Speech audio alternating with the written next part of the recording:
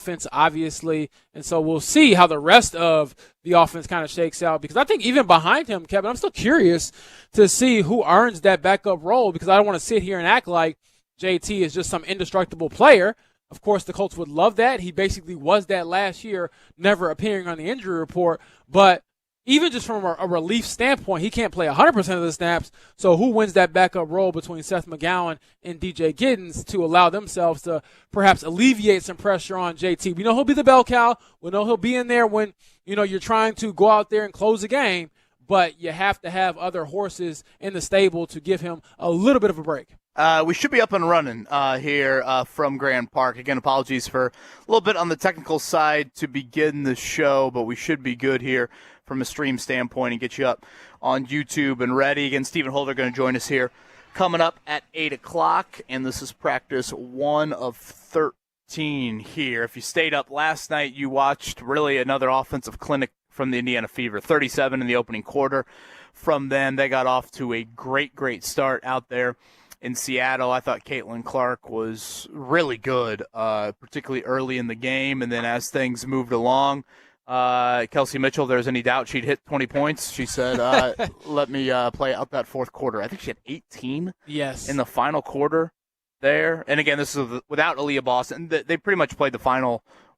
I think Boston played 10 minutes in the game, so final 2.5 quarters without Aaliyah Boston. Yeah, I am concerned about Aaliyah. I will say, Kevin, watching the second half of that game, she did seem to be in good spirits there on the bench. She was kind of the biggest cheerleader for her dynamic duo in the backcourt with Kelsey and Caitlin trading turns, getting buckets there in the third and fourth quarter, respectively. But she has been someone that's been a little banged up this year, dealing with a right leg injury. This might be something different to probably compound some of those issues, but I think it alludes to some of the conversation we had on and off air, I believe yesterday, Kevin, where that World Cup break is kind of coming up for Team USA on the women's side. I think it's fair to ask, should Kelsey, should Caitlin, should Aaliyah play for Team USA? Because in my mind, it might be better, especially when it comes to Caitlin and Aaliyah having dealt with injuries this year, for them to kind of miss that, get ready for the playoffs, and try to go get your ultimate goal of winning a WNBA championship. Hell, are they just going to sit everybody then? No, but at the same time, hey, we're supposed to be the best basketball country in the world on the women's side by far. So I'm sure there's other teams that could step up and send some players. I'm not saying that they have to just volunteer to sit out, but in your mind, Kevin, should it be at least part of the conversation? Yeah, I mean, no, I obviously hear you out, but, like, I'm probably thinking if I'm any team in the W right now and, if I'm one of these frontline Team USA players, why would you play a month before the season's about to end in a non-Olympic year? It just seems so odd to me, the timing of it. Again, for those unfamiliar, what is it, a World Cup? Is that what it is? Yes, World Cup. So, again, we're not LA Olympics 2028 here, and it occurs in a month. It's multiple weeks away from the W. There will be no games played for a couple of weeks stretch there, and then you come back and you have, I think it's 4 regular season games and then the playoffs. Yeah. So I just, I don't really, the whole timing of it seems very odd to me here. And again, I get you're at the mercy of just kind of the international calendar, but seems a bit odd. But nonetheless, great work by the Fever last night. The Storm is the worst team in the league, but still, you were able to overcome. One of the stud buds was great last night. Natisha Heidemann. Yeah, she was great. I think it was her career high, 33 points. And so they made a lot of jokes about how, I don't know if you saw much of the stud bud stream, Kevin, but she needed an IV to get through All-Star Weekend. And people were saying she's still feeling pretty good from the IV with a game like that against the Fever.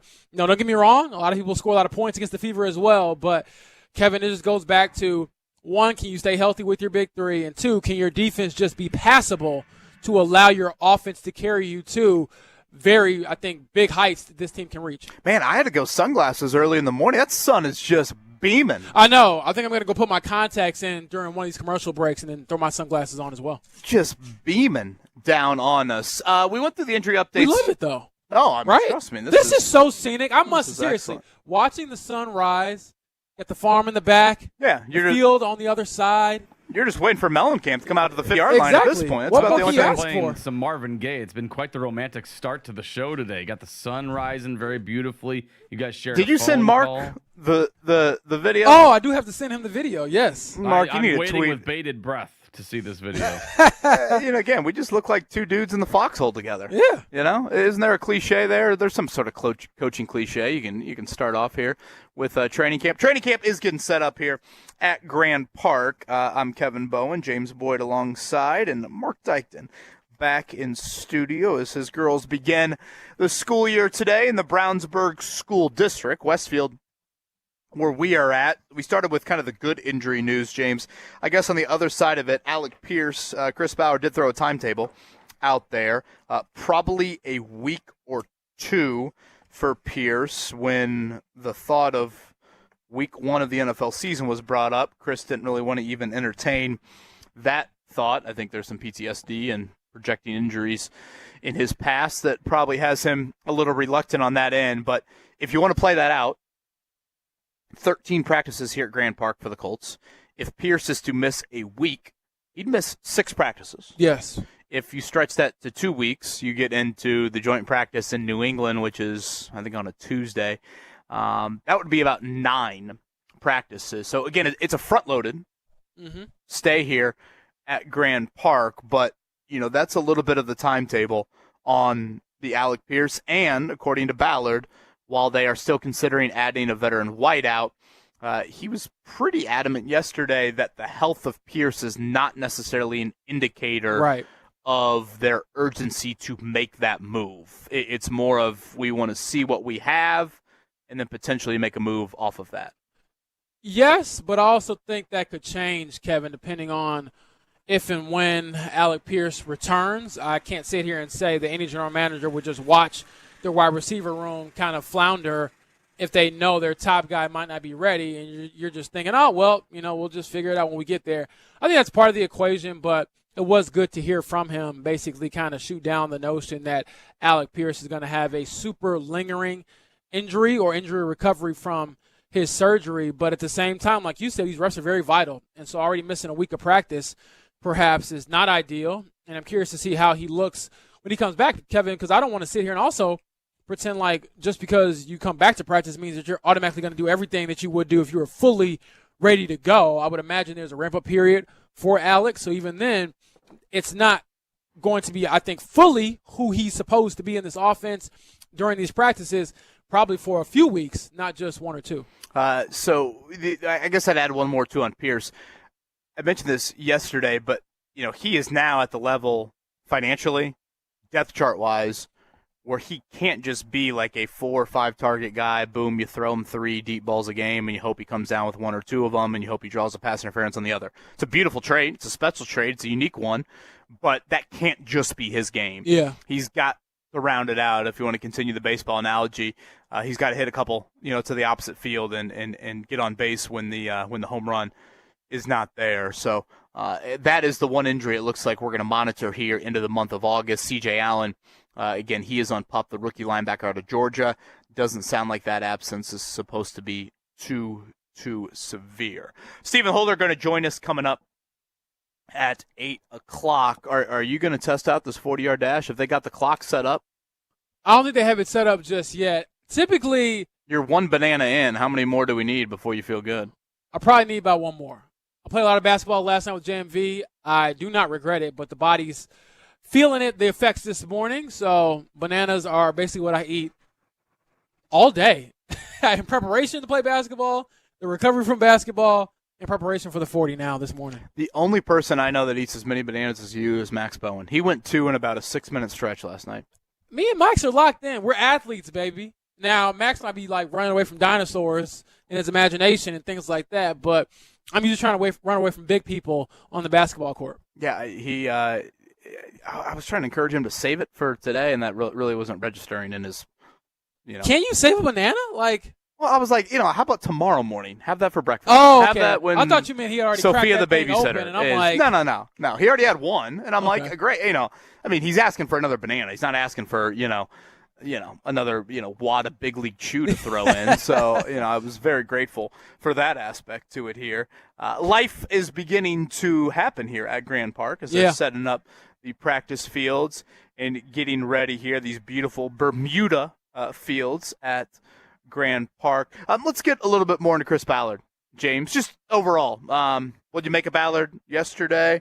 Again, the news items maybe not as clear and obvious as they have been in some other years. You don't obviously have I guess you still have some Anthony Richardson drama to play out, but not top of mind. So what did you make of the Colts GM speaking for, who knows when the next time we'll hear from him in a Colts setting will be? It could be the last time we hear from him if things go poorly, but the weirdest exchange was the one you had with him, Kevin, asking him if he expects to sign an extension before the season. We all know that he will not. Why would you extend him? But the response he gave you was unique, and I'm not sure if Mark has that audio queued up, and if you want to get into that, Kevin. But I think I got it. If we're, Mark, go ahead. And play. Well, let me set up a little bit of context here, because I he was asked about pressure earlier in the press conference, and to me, and he's done this a couple times in these training camp settings now here, James, where he's asked about his job status, he's asked about pressure, one way or the other. And he gets this super philosophical side of him coming out. That way again yesterday, right. And I'm like, relax. And again, I'm like, okay, this is not Sunday morning at Our Lady Mount Carmel, Chris. Like, I don't necessarily need to. Yeah, we all understand you're very grateful. I could have played the organs for you. Well, we had the vitamin C graduation earlier. Yeah, I mean, true. Mark, can we get some organs later? I get it. Like, he is very grateful to work in sports. He's very grateful to be, he called himself, I'm very honored to be a steward to the Colts. It's like, I don't know if NFL GMs and steward, kind of fall in the same category here. The multi-million-dollar steward would be, quite the job for, I think, all of us to have here. So, obviously when you ask a question of, like, do you think you're going to get a contract extension? Sure. I know my own thoughts on that, but there's part of me, it's like, hell, they've kept him around for 9 years. Who's to say they won't just throw an extension out to him? I mean, I know it sounds absurd to some people to ask such a question, but I'd argue the resume sounds pretty absurd to be given it a 10th year. Yes. So just a little bit of context. And again, the question was asked yesterday to Chris Ballard. Mark, I hope the audio can pick up all of this. So go ahead and cue it up, and we'll fill in as need be. No, I wouldn't do one. Why not? I'm in the last year of my deal. We need to win. We need to win. So when he says I wouldn't do one, James, that is him saying I would not sign an extension if presented to me? That's how I interpret it, Kevin. And that's why I was like, that doesn't really make a whole lot of sense to me. Now, perhaps we should have followed up and kind of hammered out what he exactly meant by that. But if that's what he meant, I just think that that's a lot more performative than it is reality. Like, who wouldn't give themselves job security if they had the ability to do so? Yeah, I mean, that's certainly one way. Like, it sounds honorable. Like, oh, Yeah, man, I haven't really done my part. So, no, I wouldn't do that to myself because I haven't really delivered. Brother, I would love to give myself an extension for a job that I haven't exactly exceeded at that's also very high paying. Well, I mean, come on now. See, and that's where I kind of walked away from that tent thinking about that answer. It's like, so you're telling me you don't think you deserve an extension, right? That's more or less what he just said. Yeah, that's kind of how I interpreted it. If you're his boss and you don't think that individual feels like they deserve a contract extension, what does that say about what that individual has done Why are in you his here? or her current position? Like that's kind of where I went with it. You imagine if David Wood, our boss, called us in and, handed you and, I don't know, you want to take it more from the athletic angle, but, your boss there, my boss here, all of a sudden said, here's a contract extension, and I push it back across the table and be like, no, I don't think I've done a good enough job. They're going to be like, well, okay, let's dust off those resumes that are in the in the old top drawer there. I'm like, look, Kevin, we all have bosses, and yes, we do have the same ones here at Radio 1. I would like to think that if they sit us in a room or separately or together, I'm going to say I still want to be on the morning show with you. So it's just a unique answer. I think it's more performative than anything. But at the same time, for the actual football-related questions, roster, things like that, it more or less was what we expected to hear. Kevin, nothing truly out of the ordinary. And from that standpoint, I know it can get redundant for the fan base, but I don't feel the need to, hammer Chris Ballard over the head with his resume, what he hasn't accomplished and things like that, just because we've been here before in years past. And I do think without that contract extension, there is perhaps real pressure to deliver. And if not, it could be or else at the end of this thing. Because then it gets into the whole conversation of, well, we parted ways with Chris Ballard because you can't really fire anyone that you don't retain because their contract expired. Sure. All the semantics and things like that. But bottom line is, if he doesn't deliver this year, I do think there's a unique caveat to the equation of, hey, well, your contract is also up, so financially we could just move on. Yeah, and there was a lot I kind of walked away from yesterday with Ballard. Like, boy, I'd love to hear from Carly Ursay-Gordon. Oh yes. And it's not just Ballard's job status. Frankly, James, I'd love to hear from her why this operation at Grand Park is no longer going to be happening. Yeah, because he started his opening statement with part of that. And to me, that's not really a Ballard answer. Like, no, he doesn't make that decision. He's in a contract year. He's not the one that potentially could be, the GM of training camps for the next handful of years. To me, that's an ownership sort of situation because, this complex is incredible. I mean, we watched Kalen Jackson have a huge presence here at Grand Park during the flag football championships over the weekend that were taking place on the other side of these trees where we are at right here. You can see on the YouTube stream. Can we turn that camera a little bit here, maybe get some of the field action in the back? They don't want to see James and I's ugly mugs here. Hey, speak for yourself. On this Wednesday morning. I'm going to call me handsome. Mark, by the way, did you get the video from us in the opening segment? Got it and posted it, so I feel like you guys are staring into my soul with the direct eye contact. I know. Any closer to Kevin, I would have to sit in his lap, and I think Maddie would have got a little jealous. How about that? Talk about just a great therapy session that we had those first 10 minutes of the show today, sharing the speakerphone.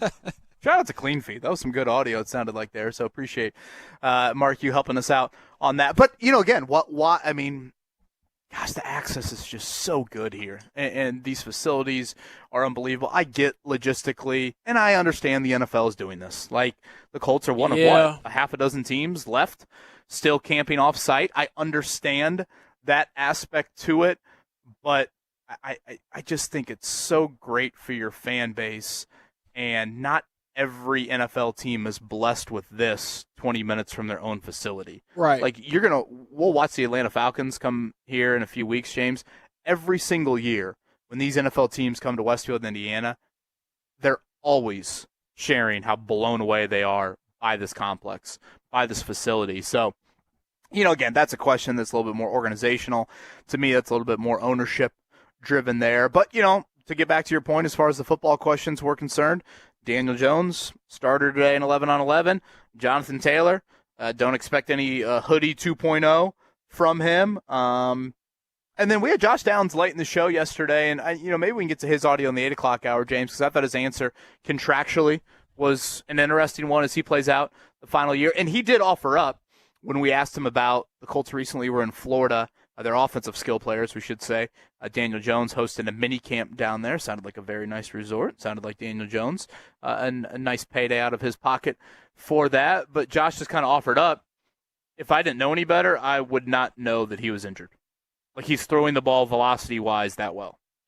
And that was a sentiment that was shared by a few people. You heard Bernard Ryman praise Daniel Jones for how he's looked throughout his rehab. The same thing for Jalen Travis. And so he has the respect of the locker room. I think he earned that pretty early on last year with how diligent he was just in preparation.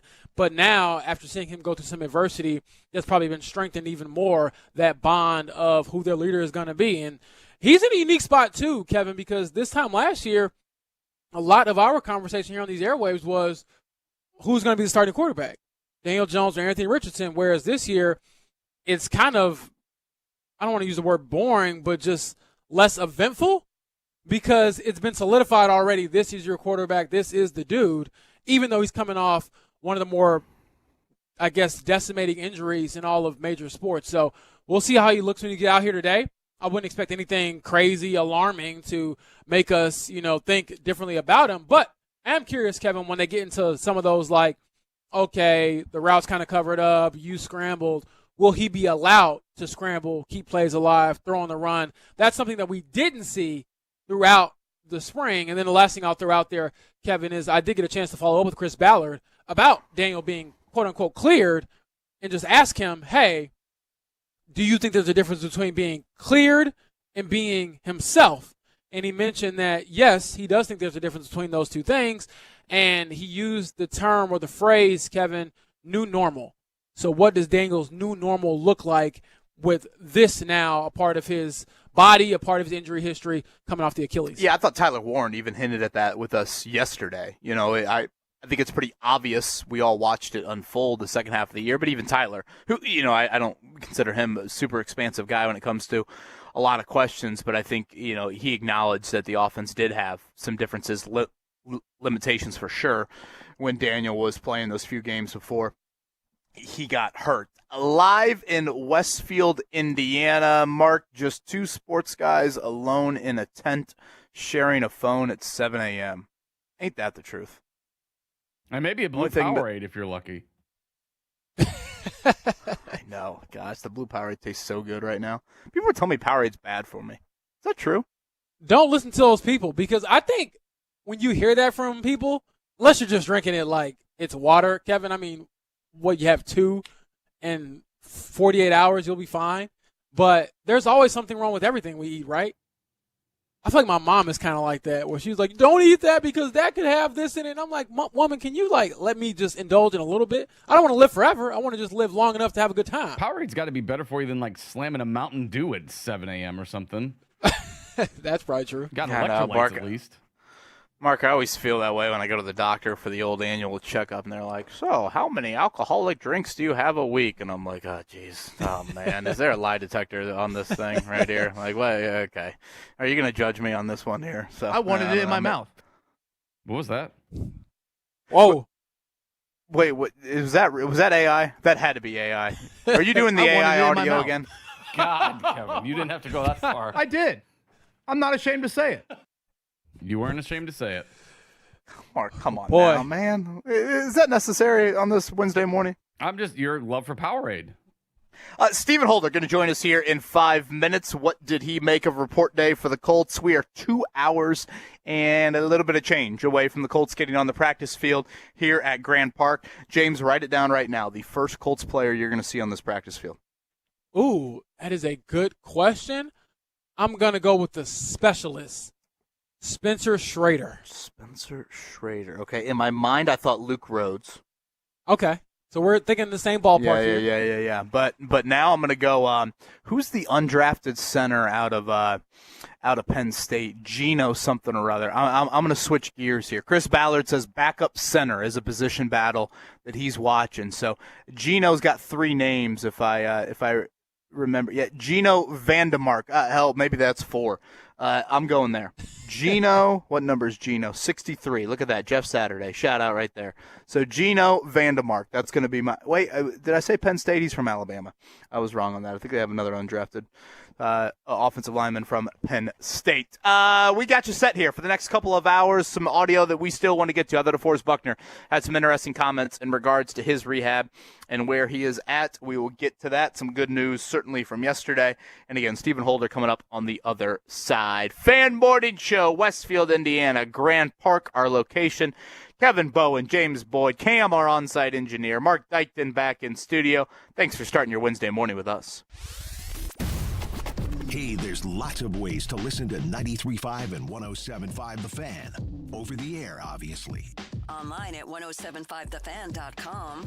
On the free app, Google Play, App Store, your call. On your smart speaker, if you're fancy like that. Yeah, on YouTube if you're really fancy.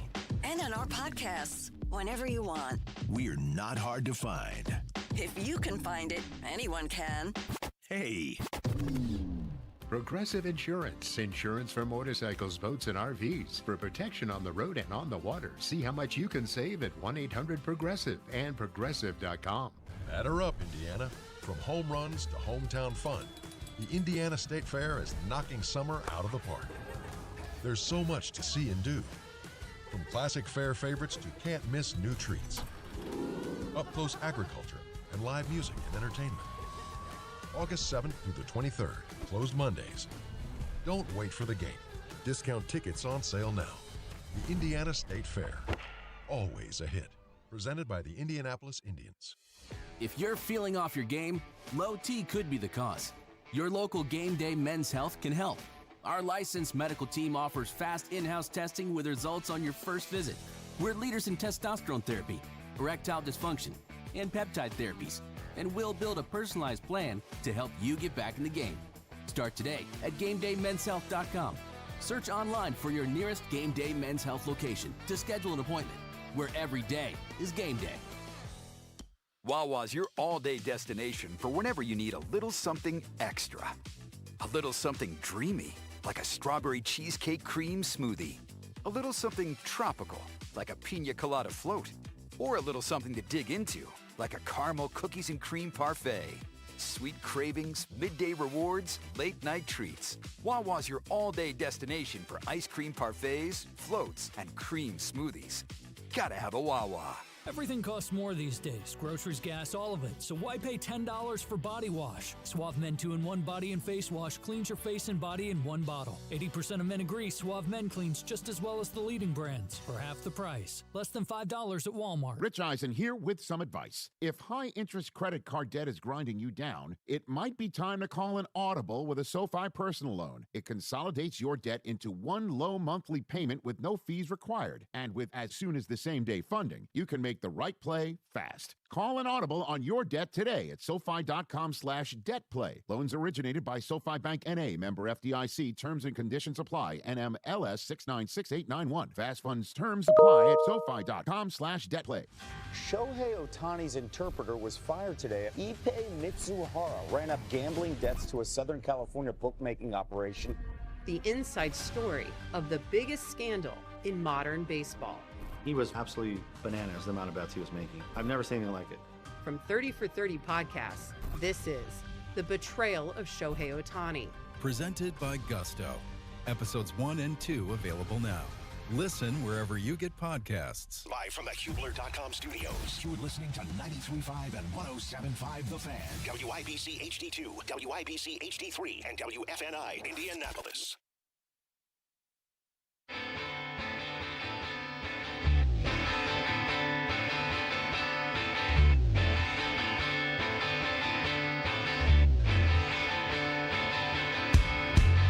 This is the Fan Morning Show with Kevin Bowen and James Boyd.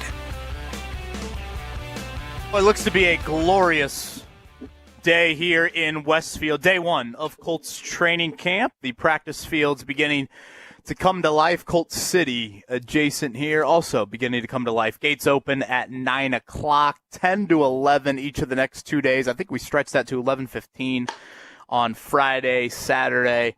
4 o'clock start time, and then the first off day of camp coming up on Sunday. He was here yesterday for a busy report day. He will be here coming up later today. Wednesdays at 8 o'clock. Been a while since we've chatted with Stephen Holder. We try to be very respectful of summertime. I don't. Not with him. One of our favorite guests. Let's head to the hotline right now. Stephen Holder, to be clear, that was James Boyd's voice. Hello. Mark, we got him? We got him. He muted himself. Unmute, Steven. Hold on. Let me see if I can do it. Oh, my goodness. Man, is this 2020 Zoom? Well, we're trying to do the clean feed with himself, but I think he muted himself, so we might have to go the old-fashioned phone route. So, give us the clean feed. The one thing that's difficult about that, you can't be scouring other apps while you're using the old clean feed. I didn't give him that heads up, so maybe I should give him that heads up. Let's see. If I learned that at 6:59. See if he's there. Hello, Stephen Holder. You got us loud and clear. All right. Yeah, I can hear you guys. You got me.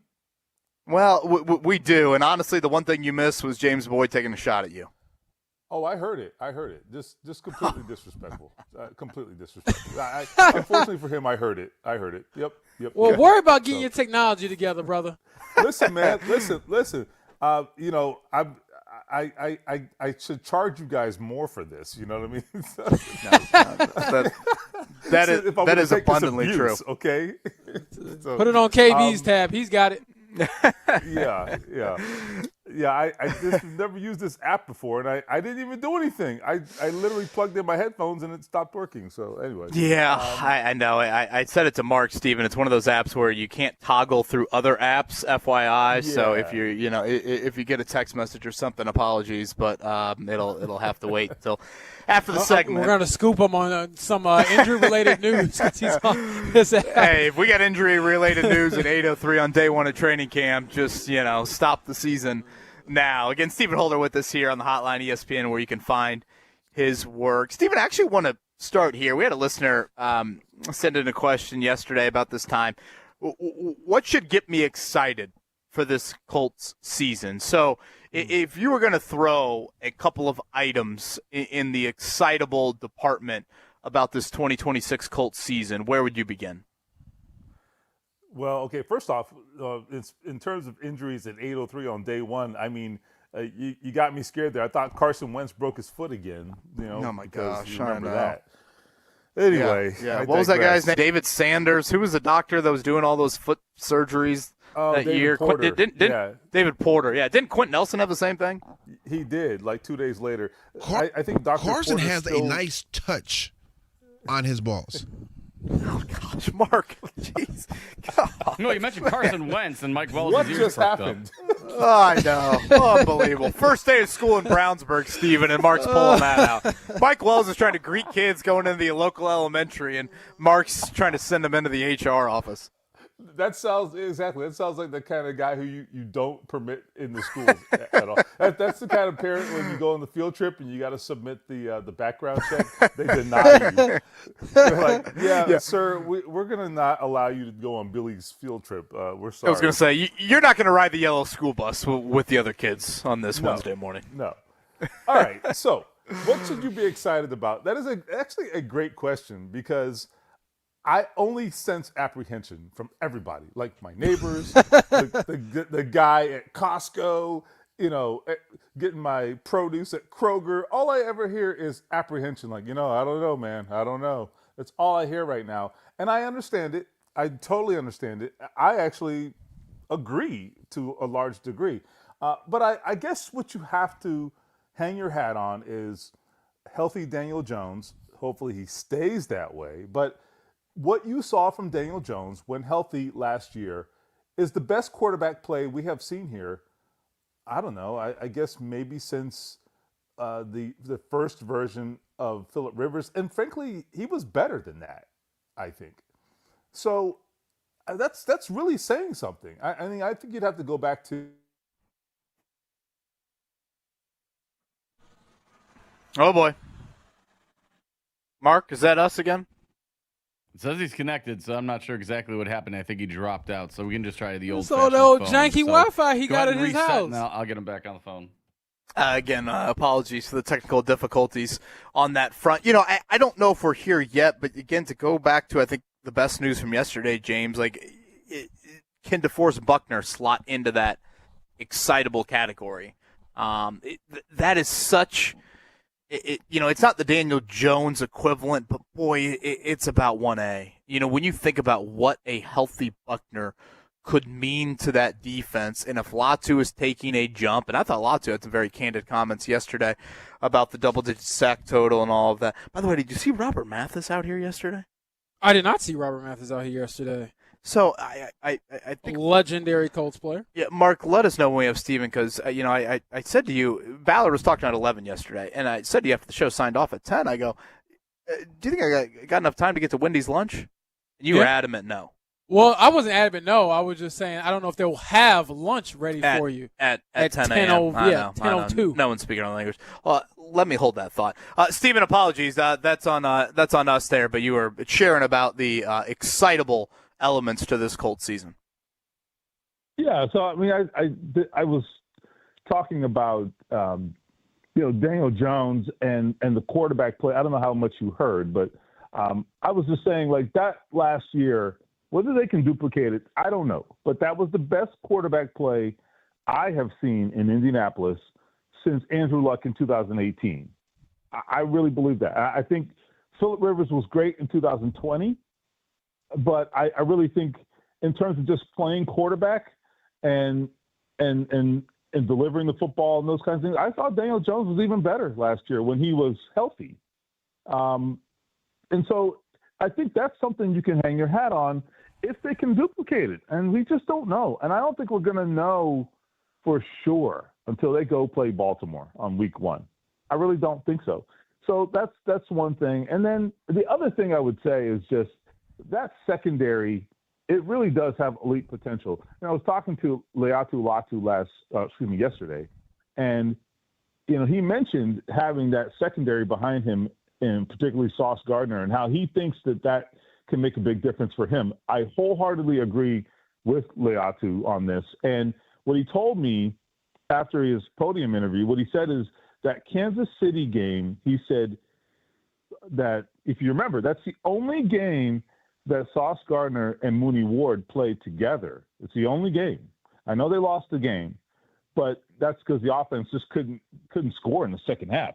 But he said in that game, he noticed Patrick Mahomes was so frustrated.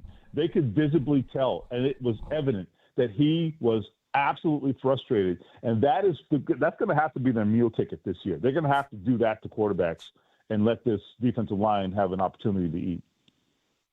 Again, that's the voice of Stephen Holder, Colts reporter for ESPN and a regular here on the show. Stephen, we were talking earlier about DeForest Buckner being cleared to practice. How big of a development do you think that is for DeForest personally and for this defense, when considering that for months we really didn't know where he stood after having neck surgery late in December? Yeah, I mean, I was very skeptical, honestly, that he would be out there today. Extremely skeptical. We didn't have any detail on where he was, where he was at, I should say, in his recovery. And I just having seen him in the offseason not do anything, at least in front of us, it was troubling.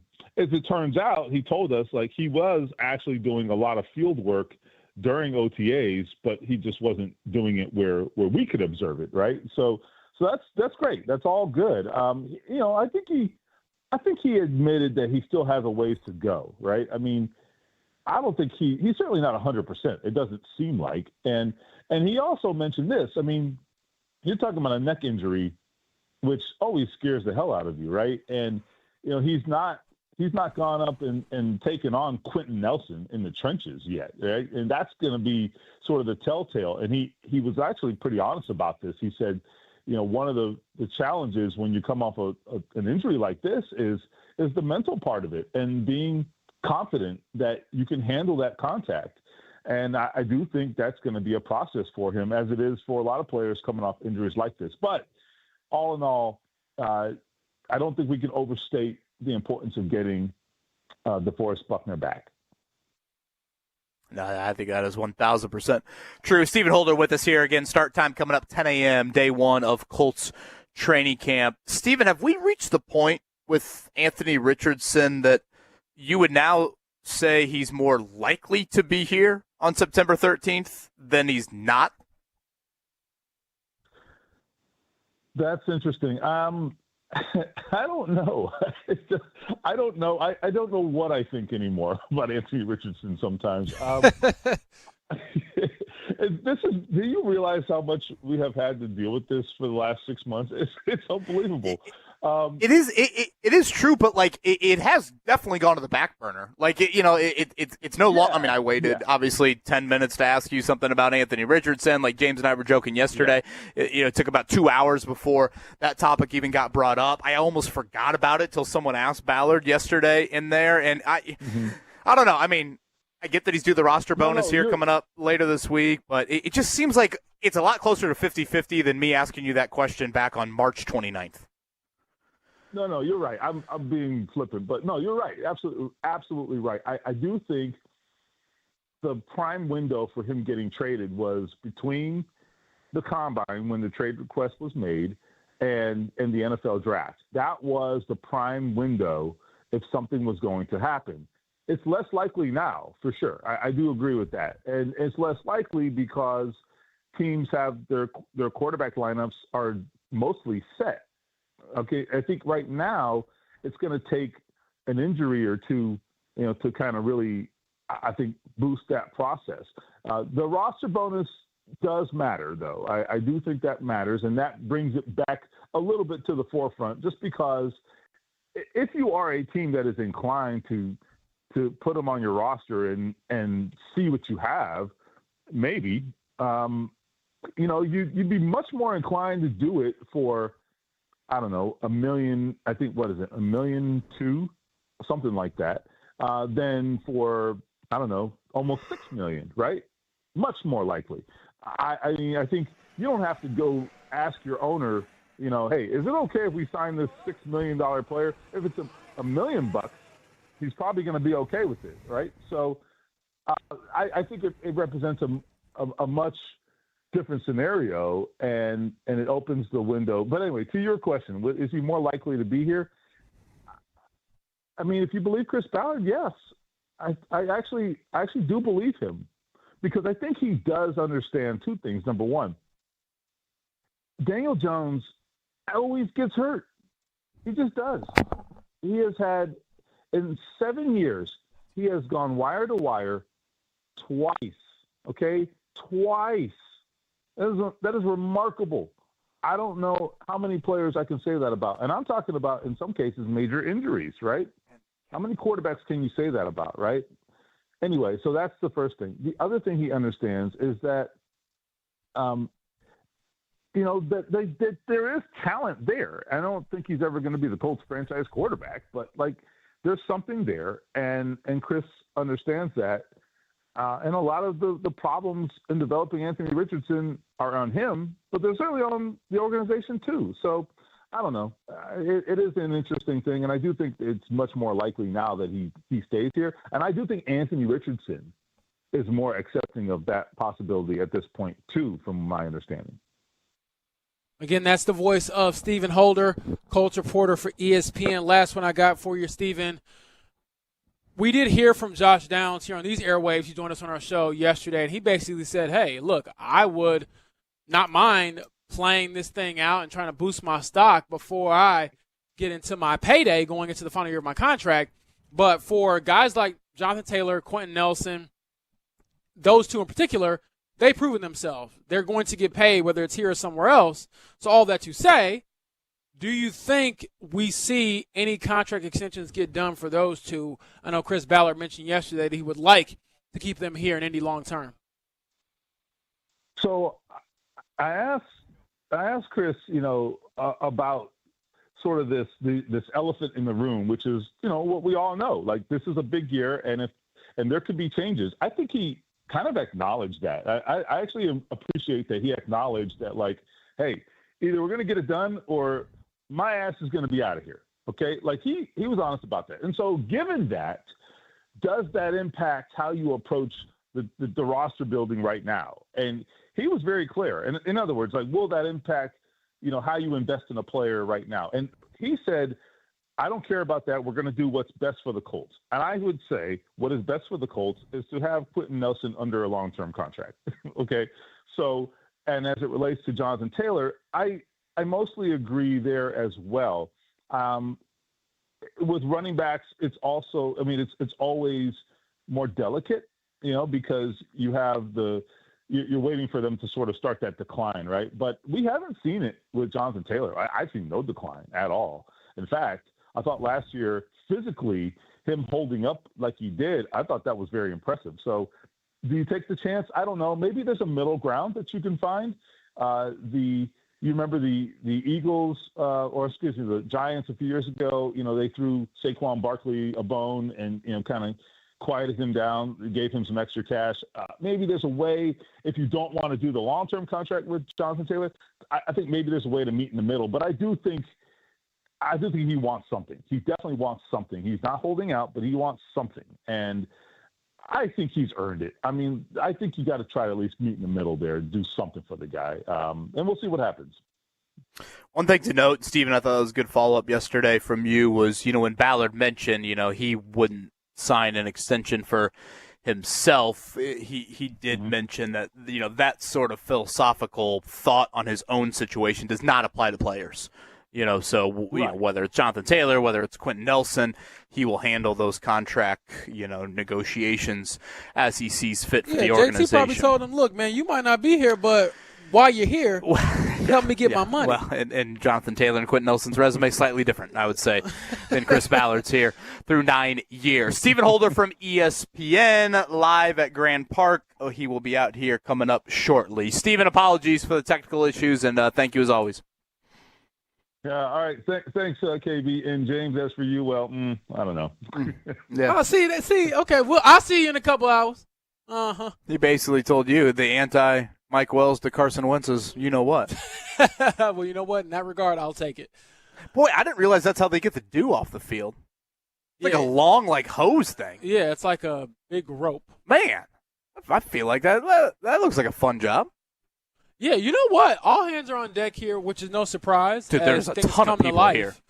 But, there's legitimately hundreds of people here getting this set up. Yeah, it's going to be a busy day out here at Grand Park, Kevin, when we pull up at, 6:45? And the lot for media and staff parking is already kind of full. Yeah, it was a full one up there.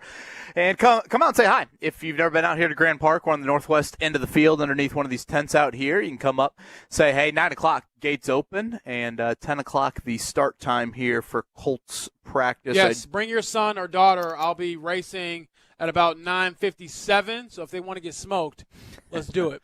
Gosh, I hope you trip and fall. Why are you hating on me? You're supposed to be supporting me. I hope you trip. You see those cones they're setting up out there? I hope you trip and fall on goodness. those. I do need to share that Robert Mathis story. I'll do that coming up on the other side. Did not expect to see him yesterday, and I thought Laiatu Latu had some interesting comments in regards to maybe a little bit of Robert Mathis and his individual goals setting out for year 3. We'll do that coming up in a bit. Mark, before that, let's check it out. The Morning Checkdown, brought to you by Suave Men Refreshing Face and Body Wash on 93.5 and 107.5 The Fan. Well, let's actually begin out in the Pacific Northwest last night. And if you stayed up late, you watched quite the offensive night for the Indiana Fever. And we're used to saying that. I would say, James, this is their best stretch of the season. They win last night, north of 100 again. Caitlin Clark, outstanding, 32, I want to say, the final total for her. Kelsey Mitchell had a huge fourth quarter. The Storm kind of flirted with making that a game there late, but Kelsey Mitchell slammed the door shut. The final 105-95 for the Indiana Fever. That's 4 in a row, and all 4 north of 100. Yes, you had them go for 60 points combined. Kelsey and Caitlin, they've won 4 straight. They've won 6 of their last 7, and they continue to climb, I think, in these standings. I have to check them again this morning, but last time I looked, they were in 5th place, and they have a chance to obviously contend for home court advantage if they get into that top 4 for the playoffs. So home court advantage in the first round will be very good for this Fever group, and I think they're hitting their stride at the right time, Kevin. Yeah, I would say it's the best stretch of the season for them. Curious, any update on Aaliyah Boston? Do we get here before Friday? She did go down in the second quarter last night. I would say rather hard on her right knee. She's battled a right leg injury throughout this season, was down for several minutes, walked very gingerly, needs some help into the locker room. For what it's worth, she was never ruled out, just listed as questionable in the second half. She did come back to the bench. She was dressed in uniform. So, obviously if it was really, really bad, you probably wouldn't have her, doing that in the second half. But this team is, much different without her. But shout out to Mo Billings, because I thought she played well last night, even before Aaliyah exited the game. So at Portland Friday, at Minnesota, the best team in the league, coming up on Sunday. Reminder for Colts training camp, it is a 10 a.m. start time today, tomorrow, and Friday, 4 o'clock on Saturday. So 4 straight days. It's the longest stretch of camp. Hell, I don't even know if they have many 3 straight days coming up here. So if you are not the Dykton family and your kids are not going back to school here in late July, first off, thank the Lord. Secondly, you got a great opportunity to come out here to Grand Park in Westfield. What else we got? Major League Baseball. Mark, your Cubs are hitting the cover off it. Yep, and it couldn't happen to a better team because the Cardinals stink. Ah, boy, I love when you say the Cardinals stink. They do. Have I ever They're told horrible. you that? Man. Alex That gets me Golden kinda big. was trying to make a bet with me. I'm like, fine, we can 5 games left. Sure, we'll make a bet. That's fine. He's just giving money away. Lord. Man, that kind of gets me excited when you say that, Mark. They stink. I need the Reds, whenever they play the Cardinals again, I need them to take belts to ass. Let's keep that rolling.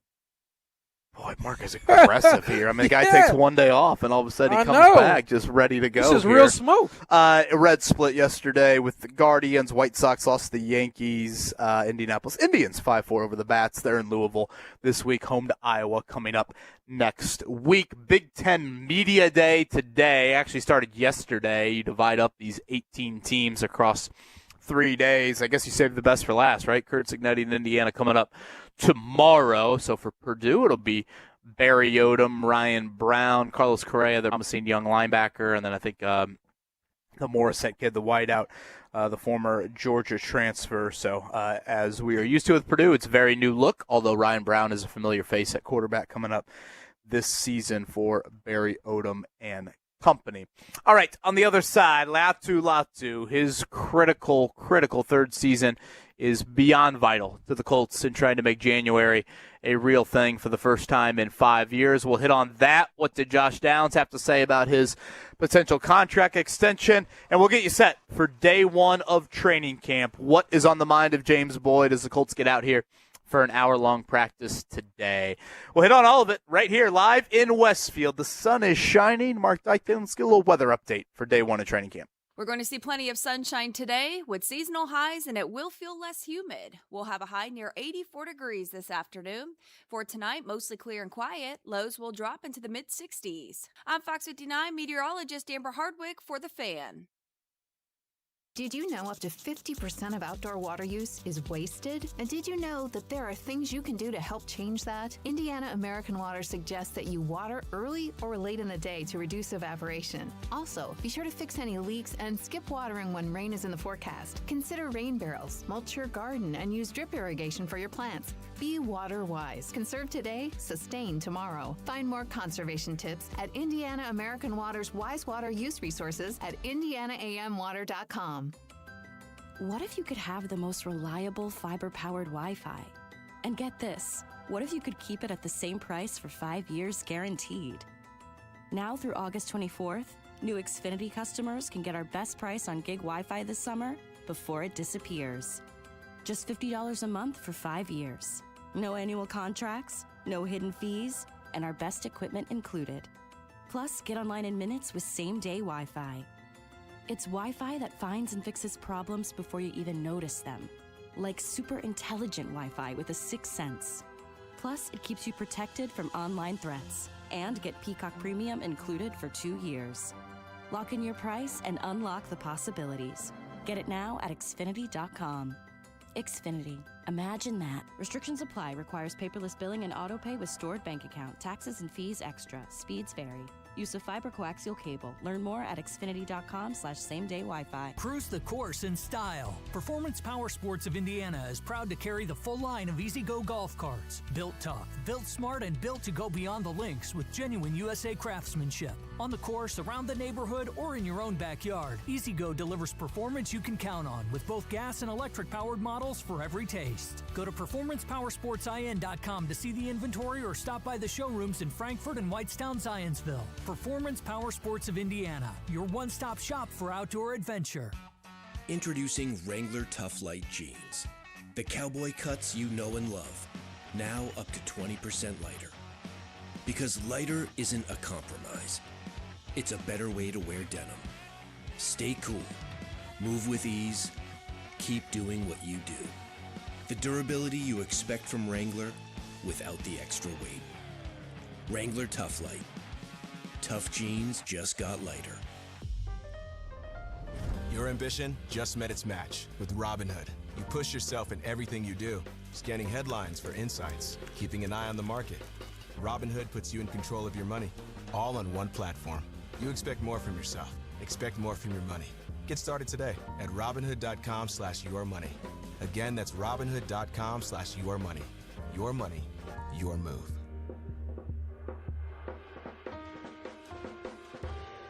Indianapolis is a sports town. Always has been. For Indy sports fans, there's one place to go. And that place is easier to find than a pothole on on Shadeland Avenue.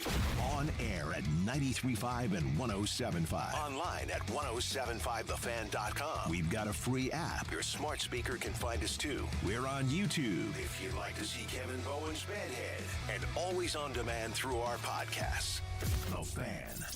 Your home for indie sports.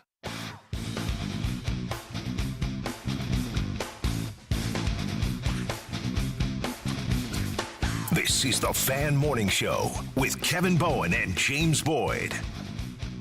Tons of Colts topics that we will continue to get to. I did want to sneak this in from Matt. Yeah, I saw renovations coming to Southport, and that has obviously been a very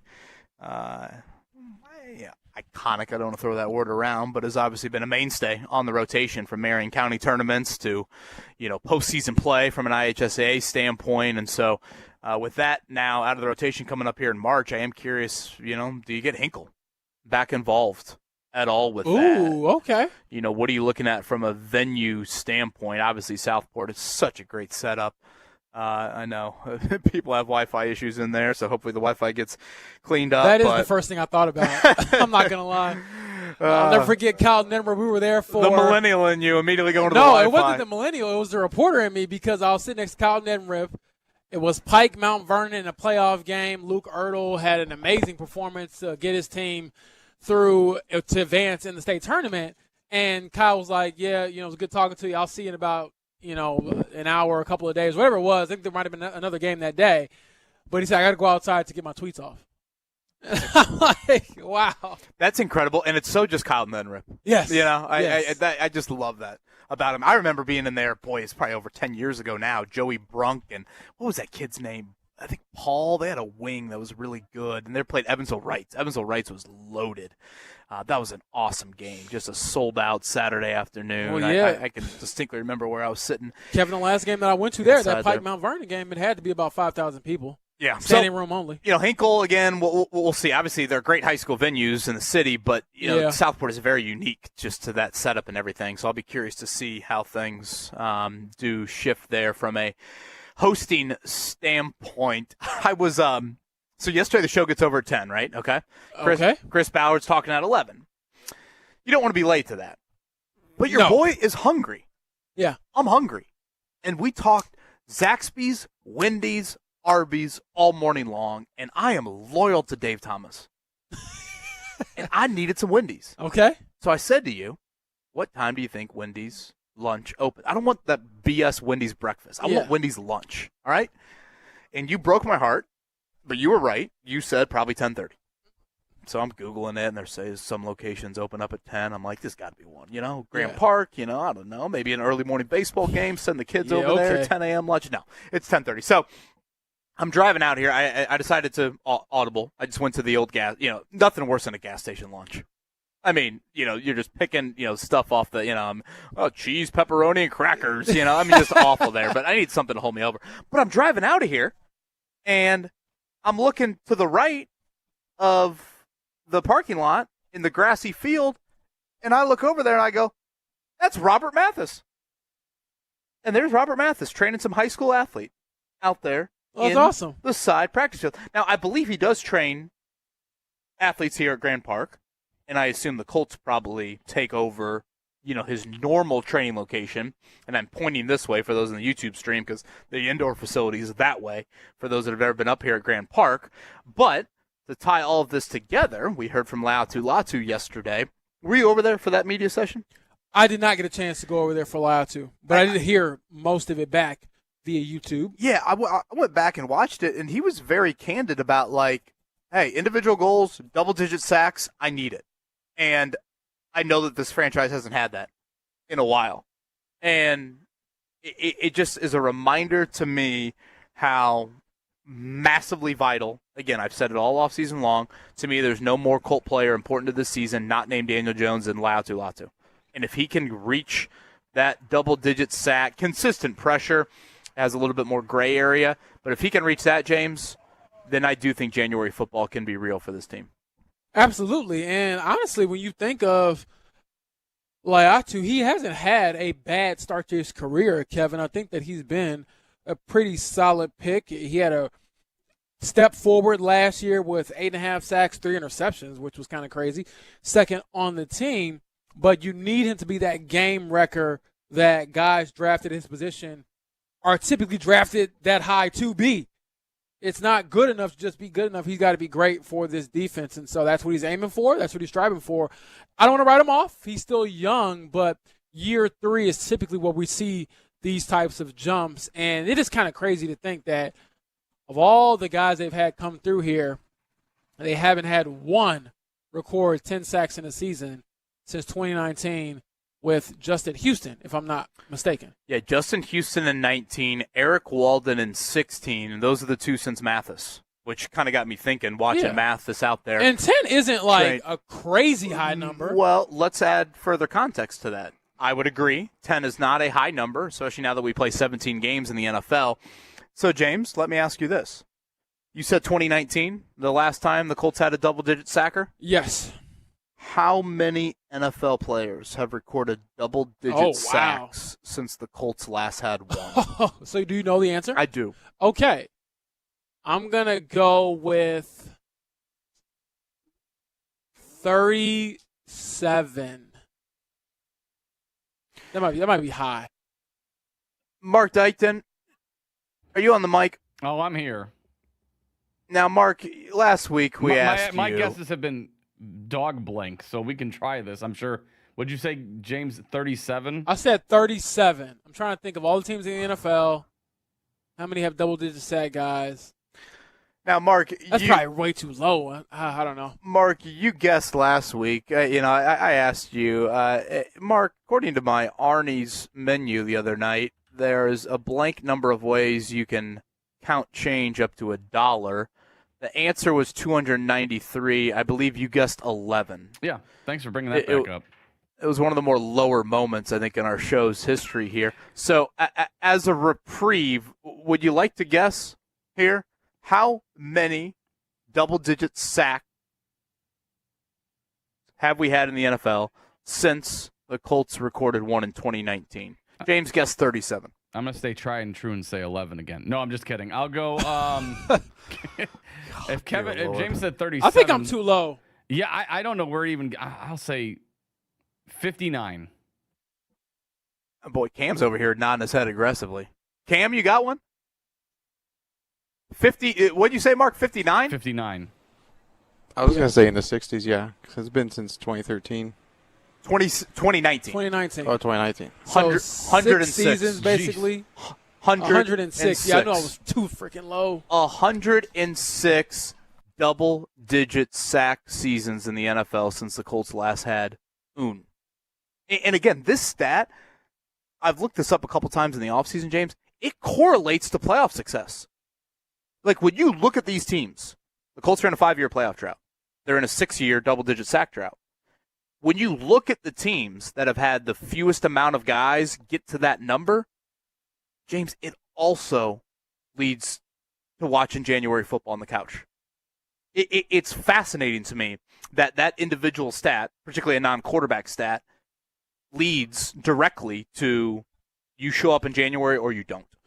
Absolutely. I mean, you can look at these Houston teams the last couple of years. Kevin, I know when C.J. Stroud first came on the scene, he really had a great rookie season, but he's kind of regressed a little bit. I think he's come down to earth these last couple of years, but it's that defense that continues to carry them throughout the playoffs. There was a playoff game last season, Kevin, I forget who they faced, where C.J. Stroud was awful, but it just didn't matter because Will Anderson Jr. and Danielle Hunter made life hell on the opposing quarterback and just forced so many turnovers. So, yeah, looking at the correlation there, it's hard to deny it, Kevin. And also, I didn't realize, just going back through my notes, that this is the longest drought without being in the playoffs that the Colts have had in over 30 years.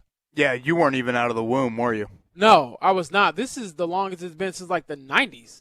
I was born in 95, and I want to say, like, back then they might have had, like, a 7-year streak in the 90s where they didn't make the playoffs, but 5 years is tied for the third longest streak in the NFL. So it's kind of crazy that in a league where they have so much parity and you see teams go from outside of the dance all the way in the Super Bowl like we saw last year, the Colts have kind of been this middling team that just can't get into the dance, let alone get over the hump and actually win a playoff game.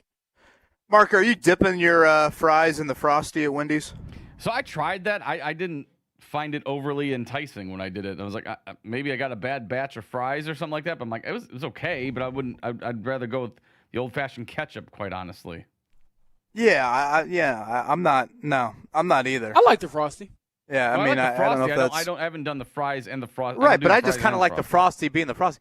By the way, I was, I'm drinking my blue Powerade here, but people are chiming in on the YouTube chat like I told you, don't listen to them. Like I'm drinking COVID. Don't read it, because I mean, all of it just makes it seem like whatever you do, unless you eat like I'm not shotgunning a can of dip here. I'm drinking Powerade. I know, but the dye, Kevin, that's really bad for you. Gosh. And the electrolytes and the sugar and all, just don't listen to it. Man. Enjoy your blue Powerade. Thank okay? you. Gosh, I needed to hear that. Thank you, I man. enjoy a Powerade too, Kevin. You do you. I'm glad James and I were so close together physically in the first segment of the show today. The day is young too. Who knows what else could happen? You play your cards right. I know. If you missed that, Mark has retweeted the video. First 10 minutes of the show today, we went off the speakerphone, and we had some great bonding here. Yeah. Made Matty Bowen jealous. The Colts practice fields, plurally, coming to life here at Grand Park. Shout out to the great Casey Valier showing up. He's always one of the first people here. Yes. Colts Radio Network. Quick question. When do you ever see a wagon outside of Grand Park? I see a lot of wagons up here because they have so much gear to bring, and I think that it's very convenient. But I see wagons for, like, childhood. I see people taking their kids around. Yeah, I was and say, for gear. The zoo is a popular wagon. Okay. Wagon do you have a wagon? We do. Yeah. Okay. Yeah, we do. I think we've migrated, Nelly, of course, one day will probably be, wagon size. I think we've migrated out of the, wagon around the block, per se, Theme parks for sure. Smart. Yeah. That makes smart. total sense. Because I'm not going to lie, whenever I've taken my god kids anywhere, especially when they were really little, Kevin, they would always lie so they wouldn't get tired. They're getting tired. Todd Grace, thank you, Mr. Grace. Great human back at Clay Junior High for me. Matt, Brandon, thank you. Paul Scruggs. Are you too old to remember that name from Southport? Paul Scruggs. I am. Man, him and Joey Bronk, that was a loaded team. Was Kyle Simpson their head coach there, or am I thinking of somebody else who was their head coach? Gosh, now I'm just asking for all the listeners to give me all the answers on this. I kind of forget. Boy, that was a hell of an atmosphere. I remember that. Me and Pat Kennedy behind that goal there. I think Brian Shelbourne might have been with us. That was Southport was rocking on that Saturday afternoon. Speaking of rocking, what is the contract year upcoming for Josh Downs? What is his contract situation? Does he want an extension? Does he want to play things out? I found his answer a bit interesting. We'll play that upcoming for you. Again, gates opening here in 20 minutes. I can see fans already lined up here at Grand Park, and practice start time 10 a.m. each of the next 3 mornings. I'm Kevin Bowen. James Boyd alongside. Thank you to Cam, on-site engineer Mark Dyton, back in studio. Fan Morning Show here on 93.5, 107.5 The Fan. 107.5 The Fan and Franciscan Health present Good for the Heart Fridays. Listen to Jake Query every Friday to hear a heartwarming story from our local community. Jake knows firsthand the importance of heart health. Jake and The Fan have teamed up with Franciscan Health to make a difference, one beat at a time. Good for the Heart Fridays, brought to you by Franciscan Health Heart Center. Learn proactive measures to keep your heart healthy and schedule your heart scan at franciscanhealth.org/screening bundles. Do you read more about your team in the off-season than in the season? Does your game day outfit include a brown bag with eye holes? Then you may be a fan of a BST or bad sports team. Luckily, when you bundle your home and auto insurance with Progressive, you're protected. Because seeing your painted face in the rearview mirror after a loss isn't just depressing. It's distracting. Visit Progressive.com today. Progressive Casualty Insurance Company, affiliates, and other insurers. Covered subject to policy terms. Not available in all states or situations.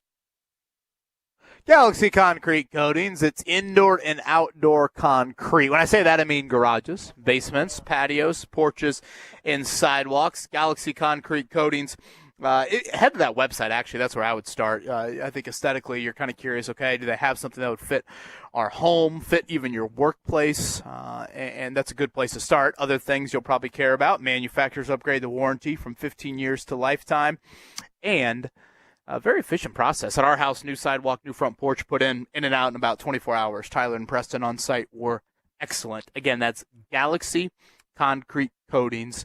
It is garages, basements, patios, porches, and sidewalks. The best in the business. Contact them today. GalaxyConcreteCoatings.com. Life is expensive enough as it is. Your shower doesn't need to be. Switch to Suave Men 2-in-1 Body and Face Wash and realize the same clean as other brands for less. 80% of men agree Suave cleans just as well as the leading brands for half the price or less. Made right here in the USA. You know the difference between paying for quality and paying for a fancy bottle. Suave Men is quality without the unnecessary extras. Check out Suave Men 2-in-1 Body and Face Wash at Walmart for less than $5. What are you waiting for? Same clean, less cash. I move mountains for a living. Literally. That means I don't carry hand lotion, and when it comes to serious heartburn, I don't mess around with anything but Rolaids Max Strength. Its dual-active formula has 1,500 milligrams of calcium carbonate and magnesium hydroxide that relieves heartburn fast. And the best part? The roll fits right here in my pocket, so I can get back to moving mountains. Rolaids spells powerful relief. 1,500 milligrams is our highest amount of antacid per tablet. Read each label. Use as directed. Keep out of reach of children. If you love to travel, Capital One has a rewards credit card that's perfect for you. With the Capital One Venture X card, you earn unlimited double miles on everything you buy. Plus, you get premium benefits at a collection of luxury hotels when you book on Capital One Travel. And with Venture X, you get access to over 1,000 airport lounges worldwide. Open up a world of travel possibilities with the Capital One Venture X card. What's in your wallet? Terms apply. Lounge access is subject to change. See CapitalOne.com for details. If you're feeling off your game, low T could be the cause. Your local Game Day Men's Health can help. Our licensed medical team offers fast in-house testing with results on your first visit. We're leaders in testosterone therapy, erectile dysfunction, and peptide therapies, and we'll build a personalized plan to help you get back in the game. Start today at GameDayMen'sHealth.com. Search online for your nearest Game Day Men's Health location to schedule an appointment, where every day is game day. The Fan Morning Show is going live from Colts Camp. Join us mornings July 28th through 31st from 6 to 10 as we bring you all the latest from training camp, player interviews, and Colts conversations live from the action.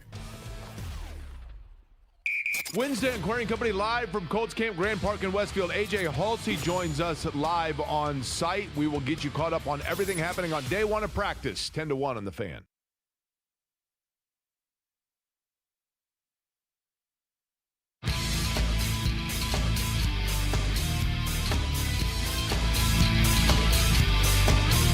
This is the Fan Morning Show with Kevin Bowen and James Boyd.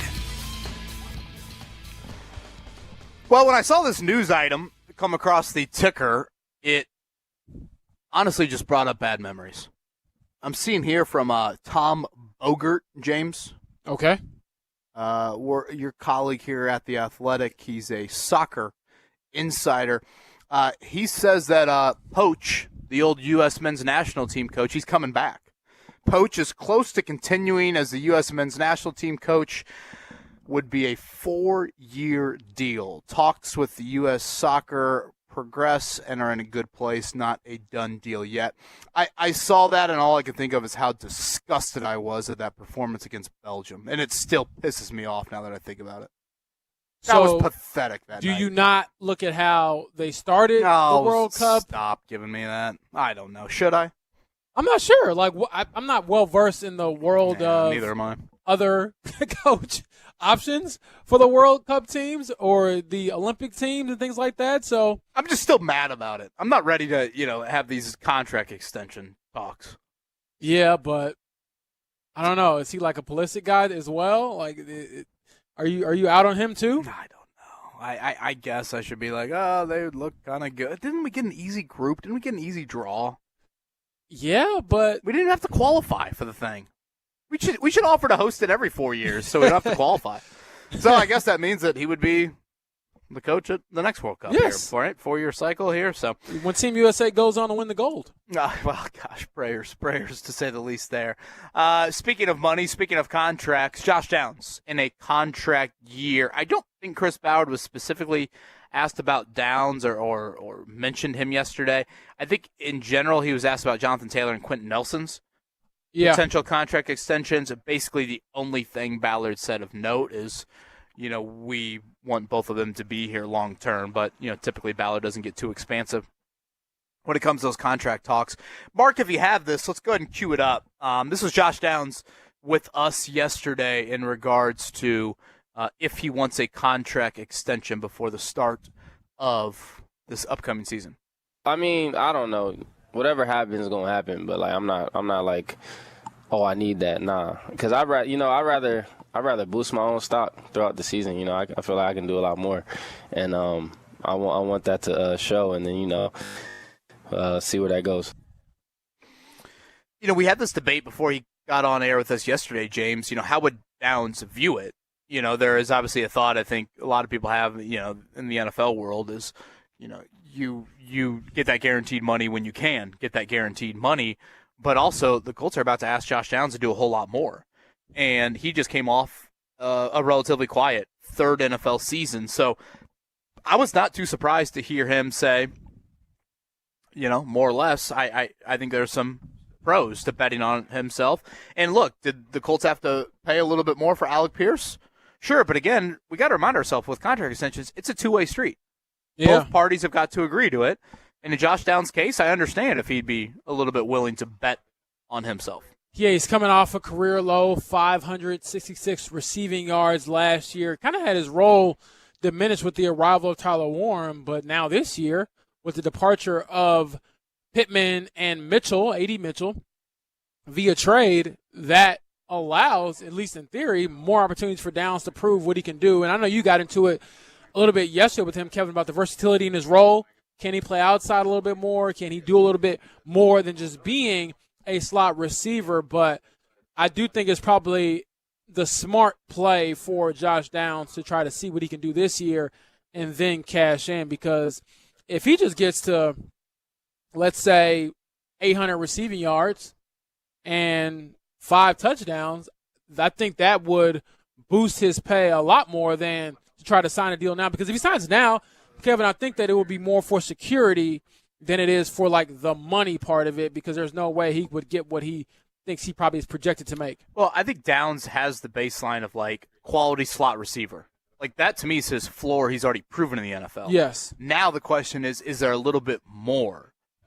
Can you be an undersized, productive outside receiver when the Colts do explore those things for him? And just to remind everybody to go back what we discussed in the 7 o'clock hour, James, when the Colts get on this practice field this morning, and when the Colts practice here for the next week, possibly a second week at Grand Park, it's going to be Josh Downs, and then you're probably going to be looking at your roster to see who the other wideouts are. Yeah. I was reminded of that a lot during the spring, of when you watch the Colts wide receivers here in 2026 without Alec Pierce, which, again, that update yesterday is he's going to miss probably a week or two, is what Chris Ballard said. It's Josh Downs. It's Ashton Dulin. It's Laquan Treadwell. It's Nick Westbrook-Akine. We'll see about Deion Burks factoring in it all. But, really, it is a reminder to me watching the Colts practice in the spring, the handful of times we watched them. Boy, it's Josh Downs and then just a lot of dudes that you're pushing up on the depth chart. Yeah, for sure. For sure. What do you make of the veteran wideout comment yesterday? I thought it was interesting that he didn't tie it to the health of Alec Pierce. And I think it's probably the smart play, Kevin, just for some added insurance. Now, I venture to guess or say who is worth targeting on that veteran free agent market, but I don't mind it at all. I think that it should be smart. They have the cap room to do it. And like you said, if you feel like you're pushing guys into roles that maybe they're not ready for or they're not used to, why not go out and get a guy that's proven himself on the gridiron and you know more or less what to get? And let's be honest, some of these guys aren't trying to sign right now anyway. They don't want to get out here for the dog days of training camp. If they've already proven themselves on Sundays, they're probably waiting a little bit to see, as bogus as it sounds, who gets hurt and then who I can go to get paid the most and things like that. You're not wrong, but there is an element of don't you need to build chemistry with the new quarterback? Well, it depends on the receiver. Well, are they going out and getting a former New York Giant receiver? No. They're going out and getting Keenan Allen. That's the train that I've been on. Did I miss the Keenan Allen history with Daniel Jones? No, he has it with Shane Steichen, and Shane and Daniel are basically the same person. We've talked about this. They're twins, or they're basically, what do they call it? Spirit animals of each other. So they're the same person. Daniel Jones, Shane Steichen. But no, I do think chemistry is a part of it, but I also think experience is a part of it too. Wide receiver, if you're thinking of any position that you can just kind of plug and play, Kevin, wide receiver is the one that I'm probably least worried about. For those that care, Kenny Moore II still remains a free agent, as I think today, by the end of today, right, all 32 teams will have practice? Yes. So, the Colts it's a huge batch of teams that today is the, final first day, if you will, of training camp practices around the league. So he remains a free agent here as things get underway. So again, just to get you set here from Grand Park, that is where we are. Gates about to open here at the Westfield facility. Practice fields look immaculate and should be really nice weather here each of the next couple of days. Morning practices 10 a.m. to 11 coming up today and tomorrow. I believe that stretches to 11:15 on Friday. And then Saturday we'll get a 4 o'clock practice. I kind of forget. Last year, did they do like a little was it like a firework or a drone show they did with that night practice? Didn't they do something with that night practice too? They had a drone show. That was actually pretty cool stuff, might I add, and had some fireworks. And yeah, I always like cool. that. I think that it's a very cool environment. Kind of gives you that early game Friday night lights type of feel. It kind of takes you back to covering high school games, Kevin. So I like that. Also, last year, Tyler Warren had a crazy catch in one of those night practices.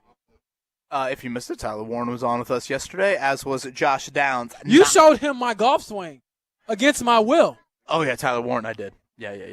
Oh, yeah. Why'd you 100%. do me like that? 100. Boy, I just wanted to, get some analysis. You wanted him to slander me. Oh, pointers. You wanted him to bully me live. I was trying to help you out. Air. Trying to help you out. Yeah, okay. Tyler Warren's too nice of a guy to go exactly. there, right? I'm glad that he didn't. He didn't entertain your foolishness. Did you see him mumble some stuff once he walked away from the table there? He did. I think that he was kind of like, man, don't ever, put me in the vicinity of this guy with the club. It might get a little dangerous. James and I have taken bets on the first Colt player out here. James gone with Spencer Schrader. That's probably a very smart bet there. I've gone with Geno Vandemark. You want to fill the people in on who that is? Undrafted center out of Alabama there. For the Colts. There goes Kelly Tilley, the head of the Colts cheerleading department. She's been there. One time they had me I was part of the judging for the cheerleaders. Oh, how do I sign up for that? You want to talk about a fish out of water. How'd you explain this to Matty Bowen? And is this the high octane, the drum line here? Are they going to get things started? Are they going to open up the gates? It looks like it's rocking. Man, this place is rocking. I'm looking at the line right now. It is lined up. Come over here and say hi. We're at the northwest part of the practice field here at Grand Park. 9 o'clock hour, DeForest Buckner, easily the best news of yesterday, in my opinion. I thought he had some pretty candid comments. We'll play that audio upcoming for you. And, again, get you set. What are we looking for on day one of Colts training camp? Fan Morning Show here, 93.5, 107.5, The Fan, live in Westfield. Rich Eisen. Rich, do we do one last hydration break before we go? Last one. There we go. Hold on a minute. There we go. Cheers. Oh, yeah! What a way to finish. He's going to think I just peed my pants. I need to learn about it. Fantastic. All right, from the Today Show to a hydration break for the ages. The Rich Eisen Show. Afternoons 1 to 3 on 93.5 and 107.5. The Fan. The Indiana State Fair, August 7th through the 23rd. Closed Mondays. Don't wait for the gate. Get your tickets now at indianastatefair.com. Presented by the Indianapolis Indians. Come join the Radio 1 team as a part-time promotions assistant to represent our stations at community events and concerts. If you love public events, this could be the perfect summer job for you. Apply at urban1.com/careers. Must have a valid driver's license. Radio 1 is an equal opportunity employer. Quality Supply and Tool has been family-owned and operated for 30 years, and the owners are there every day, oftentimes 7 days a week. Their one mission is to take care of the customer. And salesman Josh Page says that's not hard to do when you're working with good people. We are one big family here. We really, really are. We're truly friends. We hang out outside of work. we work really, really hard. We like to play hard too. But yeah, there's not a day that I wake up in the morning and come in here and actually dread coming to work. With locations in Jeffersonville, Lafayette, Lebanon, Bloomington, and Indy, Quality Supply and Tool thinks outside the box store. Drip Drop is doctor-developed, proven fast hydration that helps your body and mind work better. Trusted by firefighters, medical professionals, and over 90% of top college and pro sports teams. Drip Drop is engineered to hydrate faster and more effectively than water alone, with 3 times the electrolytes of leading sports drinks. Stock up now at dripdrop.com and use promo code RADIO20 for 20% off your first order. That's dripdrop.com, promo code RADIO20. Build your cybersecurity skills and prep for thousands of open positions employers are desperate to fill. Attend classes live online or on campus. Go to mycomputercareer.edu and take the free career evaluation today. Financial aid is available to those who qualify. I'm U.S. Transportation Secretary Sean Duffy. We all get distracted when we drive, whether it's from our phones or kids in the backseat bickering. But how we handle these distractions can be a matter of life or death. Before you get on the road for your next road trip, please put your phones on silent and take a mental note to focus on driving. Paid for by NHTSA. When's the last time payroll was the easy part of your week? With Gusto, it can be. Gusto is the all-in-one platform designed to take the hassle out of managing your team, from payroll and compliance to hiring, onboarding, and more. With Gusto, you can get back 2 full days each month with all the time you've saved. Go to gusto.com today and learn why over 500,000 small businesses choose Gusto. That's GUSTO.com. Gusto.com. Live from the Hubler.com studios, you're listening to 93.5 and 107.5 The Fan. WIBC HD2, WIBC HD3, and WFNI Indianapolis. The Yankees head to Wrigley to take on the Cubs. Saturday evening at 6:30 on 93.5 and 107.5 The Fan. This is how we do. We make a move and act the fool while we up in the club. This is how we do. This is the Fan Morning Show with Kevin Bowen and James Boyd.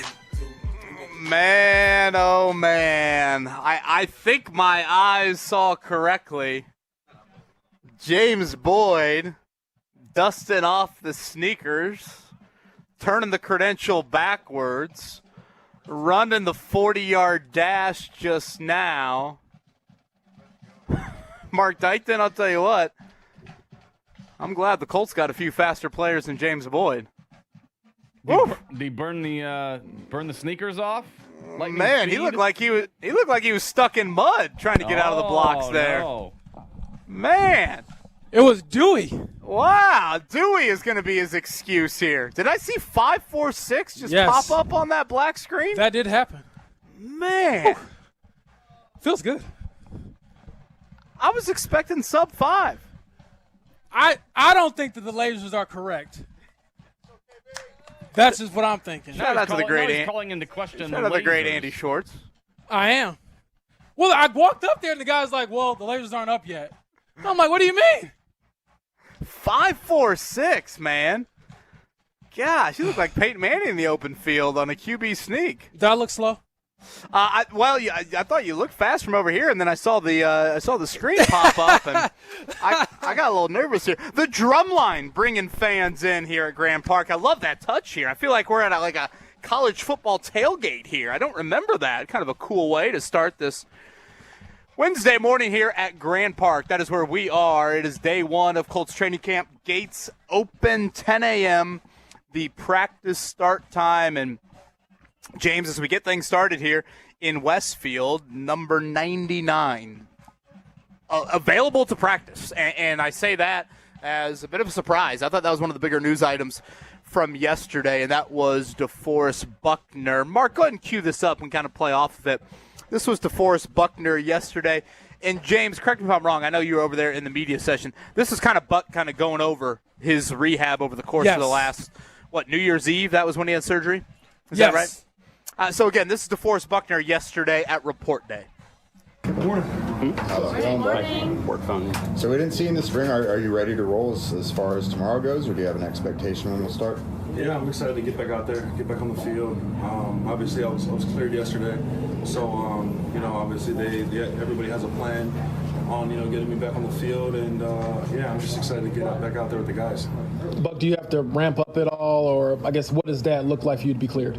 Yeah, I'm sure it's going to be, a ramp-up period, acclimation period for me to get back out there. I haven't had contact in the spring and everything like that, and obviously deal with my situation. Want to be cautious and be smart in what we do, and like I said, I'm excited for tomorrow. How much of an adjustment has it been not being able to do stuff in the spring, and then you kind of have to adjust those things moving forward this summer? Yeah, it was definitely frustrating, not being able to get out there and obviously work on my craft, but on this break that we had, I was able to do a bunch of field work and everything, and do a bunch of D-line drills, go through some pop-up bags, and striking some things and stuff like that, and I've been feeling good, and yeah.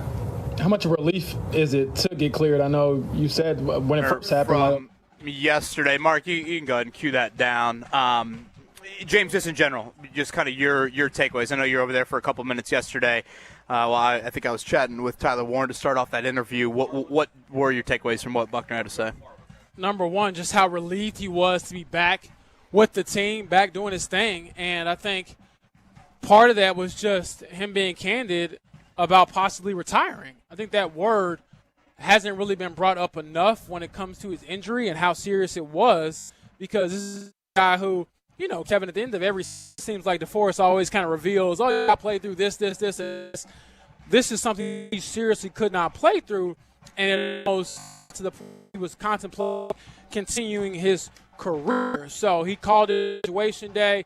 He is excited to be back out here on the grass, but also I don't want to put, the cart, before the horse, where you basically want to make sure that he gives himself enough time to also ramp back up too. Like, I don't think we're going to see super explosive, super twitchy DeForest Buckner right now today, but the hope is that he'll get there before the start of the season.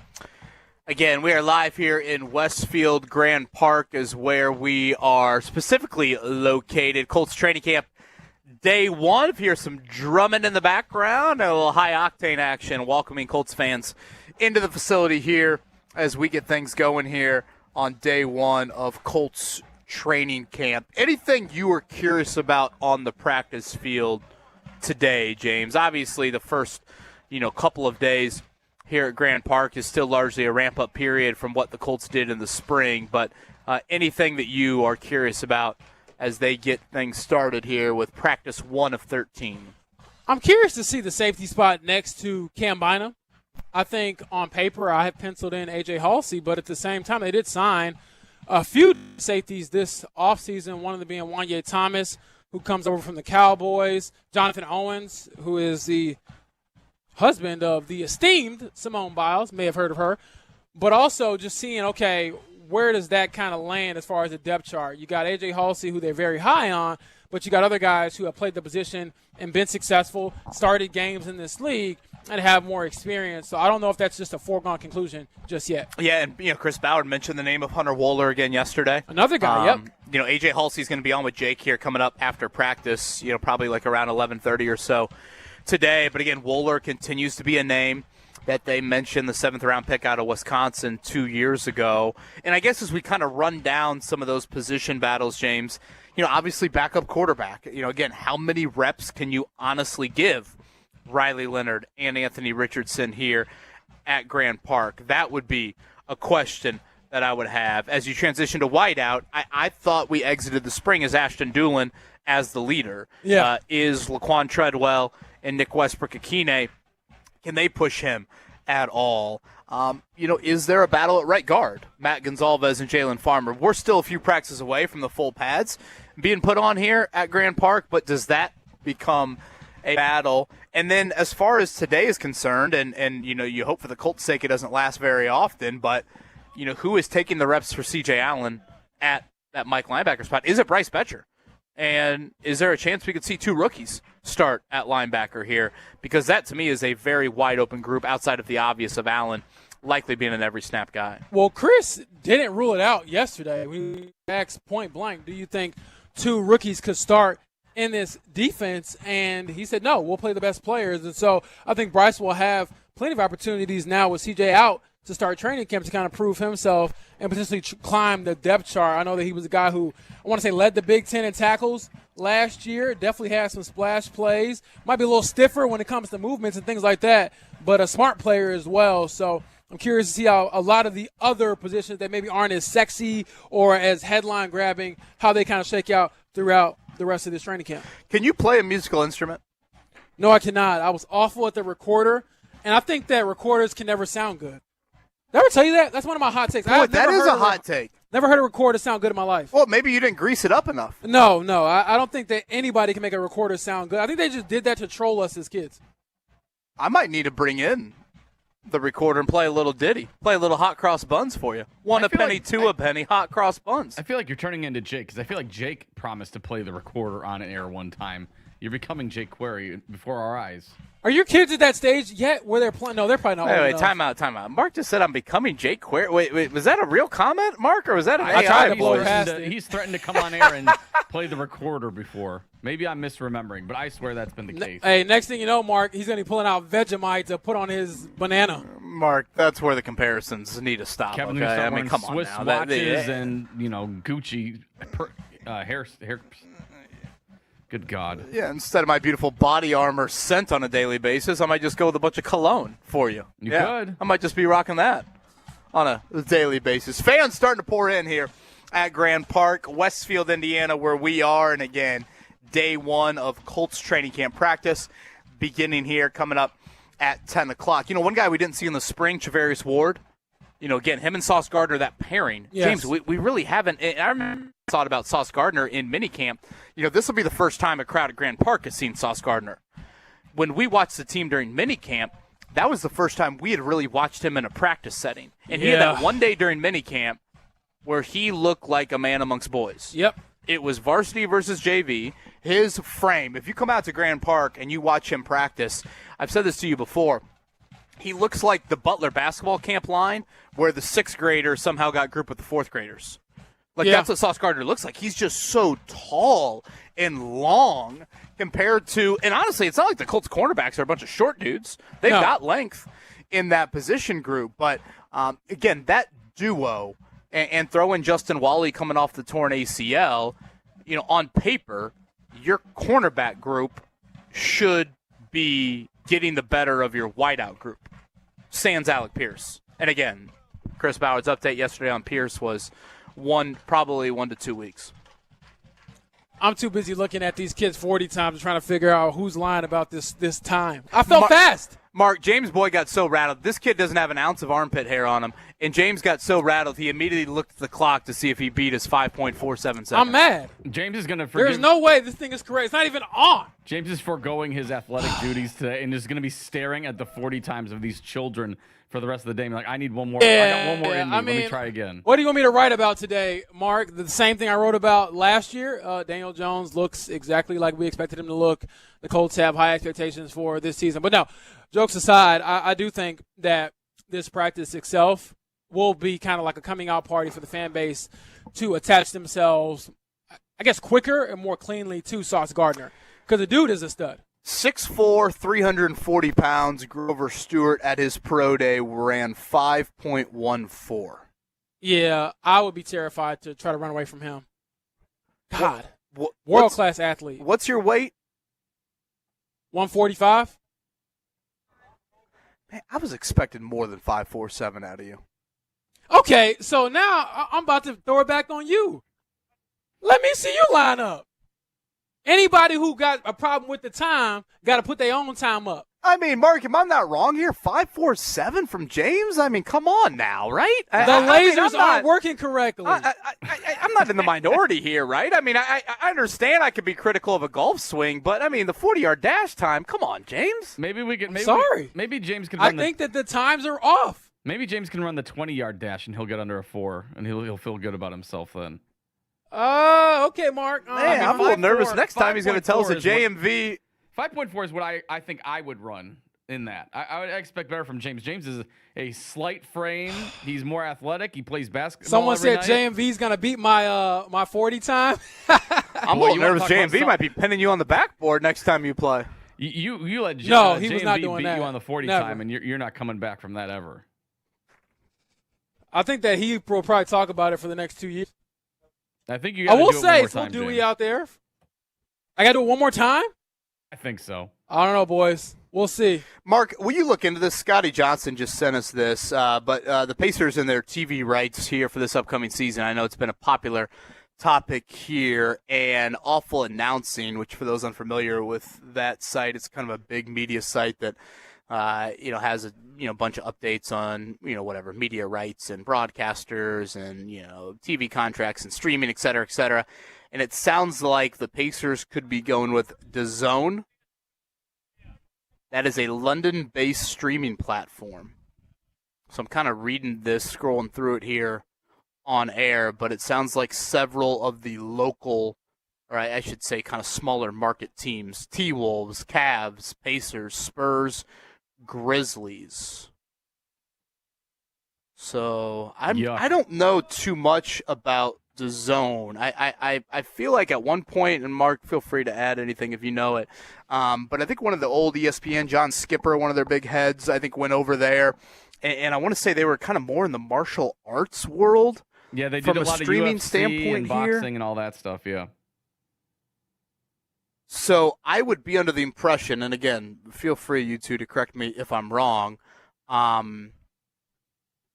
we'd be looking at something similar to kind of what we did with Bally, right? You'd be having to buy a streaming service, in this case, DAZN.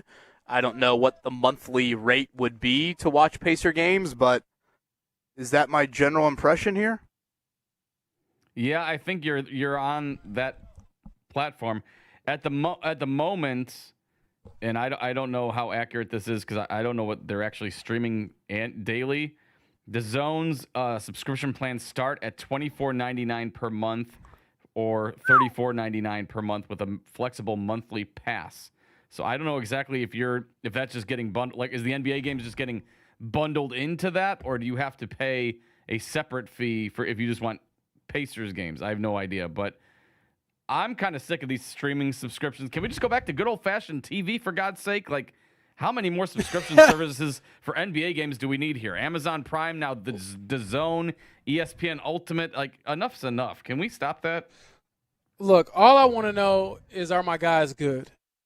Jeremiah Johnson, Chris Denary, shout out to my fellow sportscaster / sports writer of the year for Indiana, and my boy Quinn Buckner.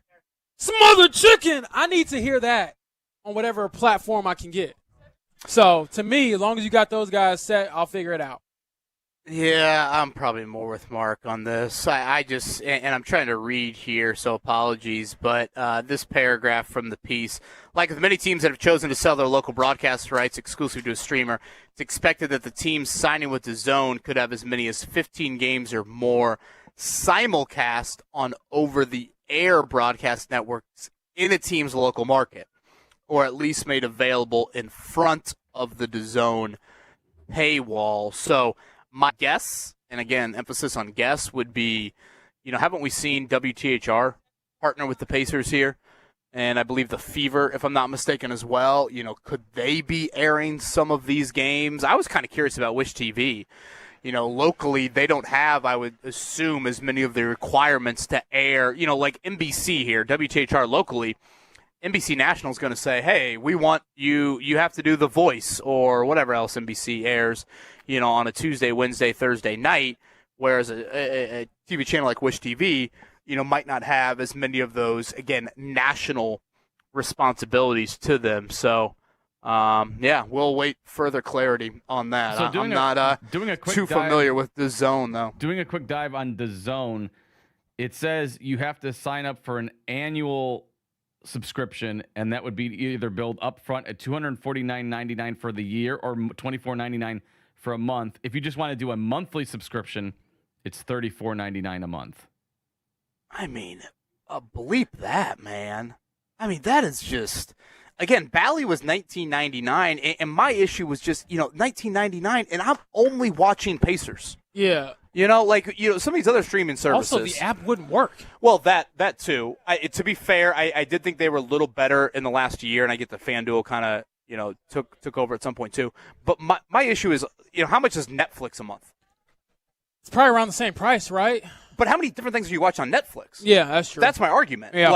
Apple TV or even Peacock. Yeah. You're watching multiple things. Peacock, you get NBC and you get shows and stuff. With Bally, you're literally watching the Pacers. Yeah. You're not watching some sitcom or some series or some movie, right. None of that. And so, boy, Mark, I hope that's wrong, man, because those prices you were throwing out there. That's from their website, and I'm hoping that if they do this NBA package that maybe they have their own pricing tier, but $34.99, oh boy, in this economy, and you're asking people for another streaming service for, like you said, a very niche product that you just want a single team to watch, yeah, blank that.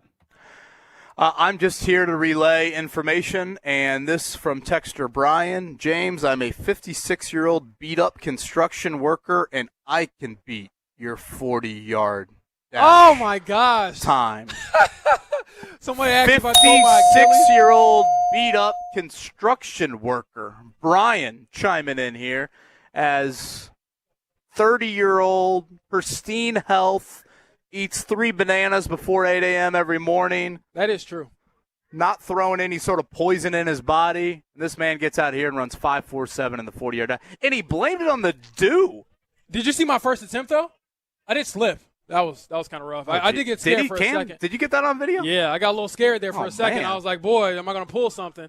But these are not real times. Oh, stop they didn't that. have it ready for me. Stop I didn't that. even see my time. That's the same clock they use the 100-meter dash in the Olympics every 4 years.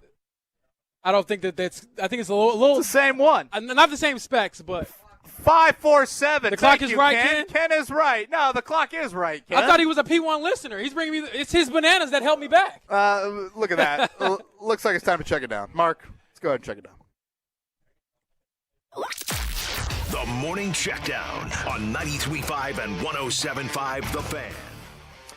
All right, a lot of fans starting to show up here at Grand Park. It is day 1 of 13 practices here in Westfield. 10 o'clock, the start time for the Colts. They'll go for an hour today. Chris Watt, Tony Sperano walking around the practice field here on this Wednesday morning. The offensive line getting ready. Those are 2 position coaches that have a pretty good unit, right?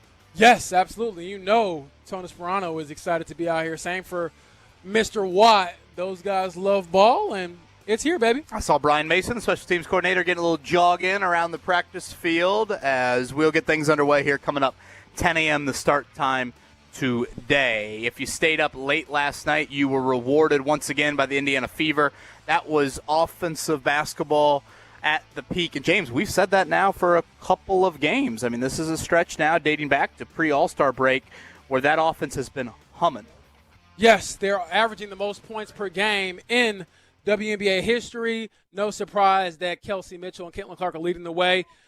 Caitlin had 32. Kelsey had 28. So I think that the Fever continue to play some great basketball and are kind of just showing they do have championship level of play within them. But the questions now point to Aaliyah Boston. What's the latest on her status after injuring her leg last night? We're hoping that it's not too serious. Over-under on Rick Venturi's 55th NFL training camp. I'll take the slight under, but it's probably close. Slight under, just slight. I mean, you're probably closing on 50 years. What do we got?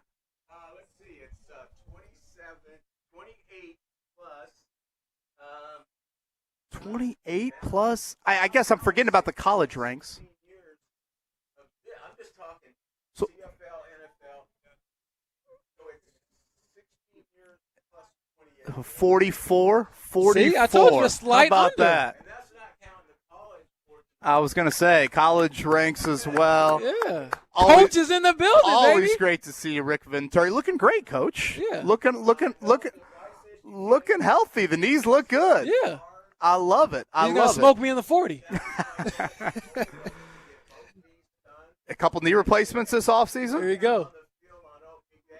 And here you are. I love it. I love it. Shout out to Coach Venturi in the building here. Speaking of knees, Aaliyah Boston banged that right knee of her on the hardwood last night. Updates, though, not much, right, postgame? Yeah, that's typically the case for the Fever. They don't really have many of those. We'll kind of have to wait and see. I think their next game is Friday, Kevin, at Portland, and so we should know more about them. Boston did come back to the bench. She stayed in uniform for the second half, did not go back in the games, listed as questionable, but that status to monitor, as James said, at Portland Friday, at Minnesota, the best team in the league coming up on Sunday, Major League Baseball. Mark, give me that Cardinals hate one more time. Gosh, that got me excited in the 8 o'clock hour. Belt to ass. That's what the Cubs did to the Cardinals yesterday. It's what they did in Game 1, 2 games left. Alex Golden and other Cardinals fans crying in their cereal this morning. Kick rocks. You guys stink. Sell everybody at the trade deadline. And that is all I do for the Cardinals rant there. They suck. I'm looking at Rick Venturi's scars on his knee. You can't even see them, you know? He's a new person. Honestly, it looks like the Cardinals trying to hit the old baseball here last night against the Cubs. The Reds split with the Guardians. Indianapolis Indians down in Louisville taking on the Bats. They'll be back at home with Iowa, speaking of the Cubs, next week. Big Ten Media Days continuing from up in Chicago. Again, we divide up the 18 Big Ten teams, which sounds like an oxymoron, but we divide them up into 3 different days. Today, Purdue will be part of the rotation there. So Barry Odom, Ryan Brown, and company there up in Chicago. And coming up on Thursday, it'll be Kurt Cignetti. Cignetti, he's not bringing any of those transfers. Josh Hoover, Nick Marsh, none of them. No. We're going with the mainstays from last year, the Tyreek Tucker, the Carter Smith, the Charlie Becker for Kurt Cignetti here coming up tomorrow. You think Sig will drop the mic tomorrow? No, I think he's probably past a lot of that. He's got to have an SEC dig in him, right? You can't just let the SEC play that game. That's true. He's got to have one. But I just don't think it'll be like what it was that first year and probably parts of last season where it was like really, really in your face. I think at this point he's probably like, look, we've won it all. I got a well-oiled machine here. Trust me, and I'll get it done. Again, we are live here at Grand Park. It is Colts training camp day number 1, 10 a.m. start times each of the next 3 days, 4 o'clock on Saturday for that one, and then Sunday will be the first off day, and then we kind of await official word. Mark, will you fill us in one more time here again? Awful announcing. One of these media sites out there reporting that the Pacers could be part of about 6 or 7 teams with their broadcast airing on DAZN next year. That is the rumor that we got passed along to us. And, yeah, I'm looking more into this. And while they're mostly do like boxing or like second-tier wrestling and UFC and all that stuff, they have a monthly subscription and they have an annual subscription. And the annual upfront is $249.99 a year. If you want a monthly annual, that's $24.99 a month. Or if you want a non-annual membership, $34.99 billed monthly is what it says. I don't know if they're going to change this. If they get the NBA, they're going to have like an NBA tier. But boy, oh boy, that you're talking about from bad to worse. You're paying more for a single product than you do for probably 2 streaming services combined. I mean, that's almost double what Bally was. You know, Bally was like $19.99 if I remember correctly, Mark. Yeah, Sebastian here on the Twitter sphere. I pay $14.99 a month for Netflix. $34.99 a month to watch the Pacers is bat bleep crazy. I could not agree with that more. So again, we await official word on all of that. But the thought was that announcement could come here at some point July into August. Much more coming up on the other side. We're going to get you set. Fans continue to pour in here into the beautiful Grand Park Complex, Westfield, Indiana, where we are. Daniel Jones starting quarterback reps, 11 on 11 for the first time this offseason. That will be coming up here in the 10 o'clock hour. This is the Fan Morning Show here, 93.5, 107.5, The Fan.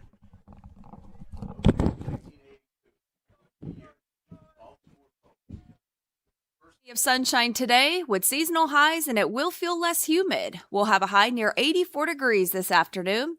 For tonight, mostly clear and quiet. Lows will drop into the mid-60s. I'm Fox 59 meteorologist Amber Hardwick for The Fan. Experience the new $3 Pepper Jack Steak Burrito in Decadent Melty or Crisp Fresca. Limited time at participating stores while supplies last. Prices vary, tax extra. The IRS finally caught up with Louie. I hadn't paid my taxes in 8 years. I owe the IRS a lot of money. Louie was in deep trouble. We're going to take your house, put a lien on your bank account, garnish your pay. They don't care. They're going to take your paycheck. Louie found out about Optima Tax Relief, the leading tax resolution firm. A-plus rated by the Better Business Bureau, they've resolved over $3 billion for their clients. Optima Tax, they help me. They calm me down. They make me feel comfortable, and I trust them. Louie has a lot to be thankful for. I don't owe the IRS anymore, and I'm able to live a comfortable life, a lot better life. It was because of Optima Tax. For tax help you can trust, call Optima now for a free consultation. Take it from Louie. If you owe the IRS,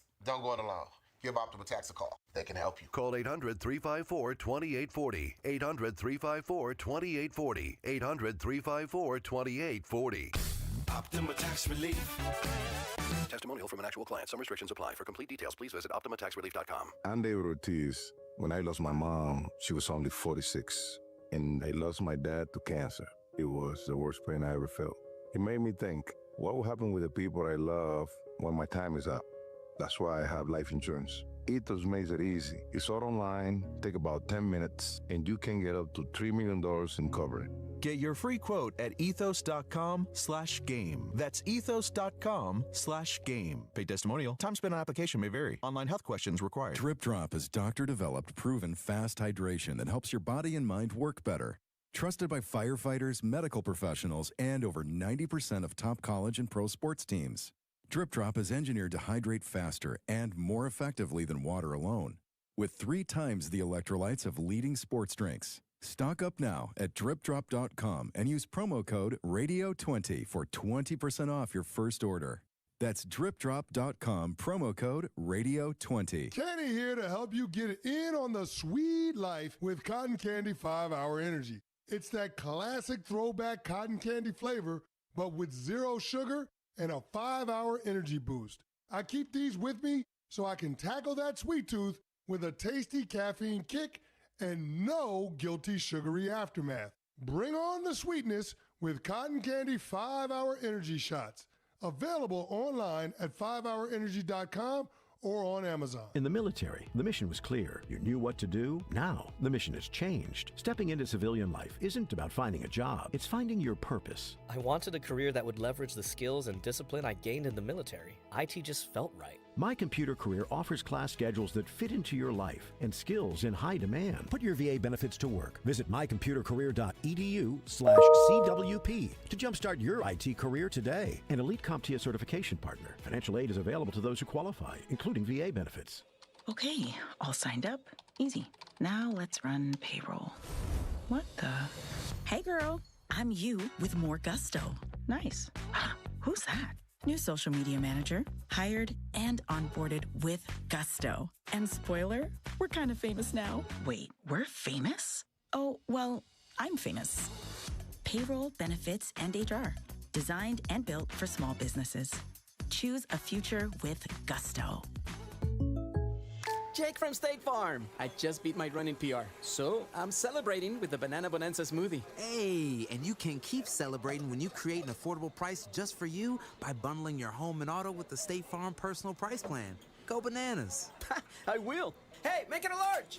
Bundling, just another way to save with the Personal Price Plan. Like a good neighbor, State Farm is there. Prices are based on rating plans that vary by state. Coverage options are selected by the customer. Availability, amount of discounts and savings, and eligibility vary by state. Rich Eisen. Braun going to Philly. Have you had enough? I'm kind of crashing out a little bit. I am not in a good spot right now. Hey, the Sox are good. You got that going. Yeah, you got these Sox are good. Well, I'm trying to be glass half full right now. I saw a picture of A.J. Brown reporting today. That looked great. It got me pretty excited. But this news it has me spiraling. Yeah, I can see that. You know what? I like that for a Boston fan. The Rich Eisen Show. Afternoons 1 to 3 on 93.5 and 107.5. The Fan.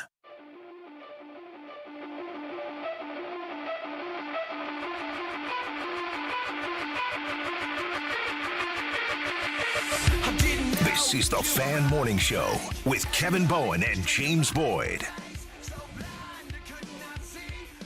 All right, we're back here. It is Westfield, Indiana, Grand Park, our location. We got, what do we got, half hour till day one of Colts training camp practice. Starts to commence here. Can't wait. Fans pouring in. You were mingling there during the break. I was chatting with Rick Ventura. Is that our Toledo crew walking away? Yes. Man. They wanted to come visit you. That kid has grown up. I know. Gosh, he's getting big. They were asking you, you were so busy making all this money with live reads. They wanted to meet you, shake a hand. I was chatting with Coach Venturi. I apologize. Man, he looks like he could start a DN for the Colts. That's what I'm saying. God, and I see Good Jimmy over there.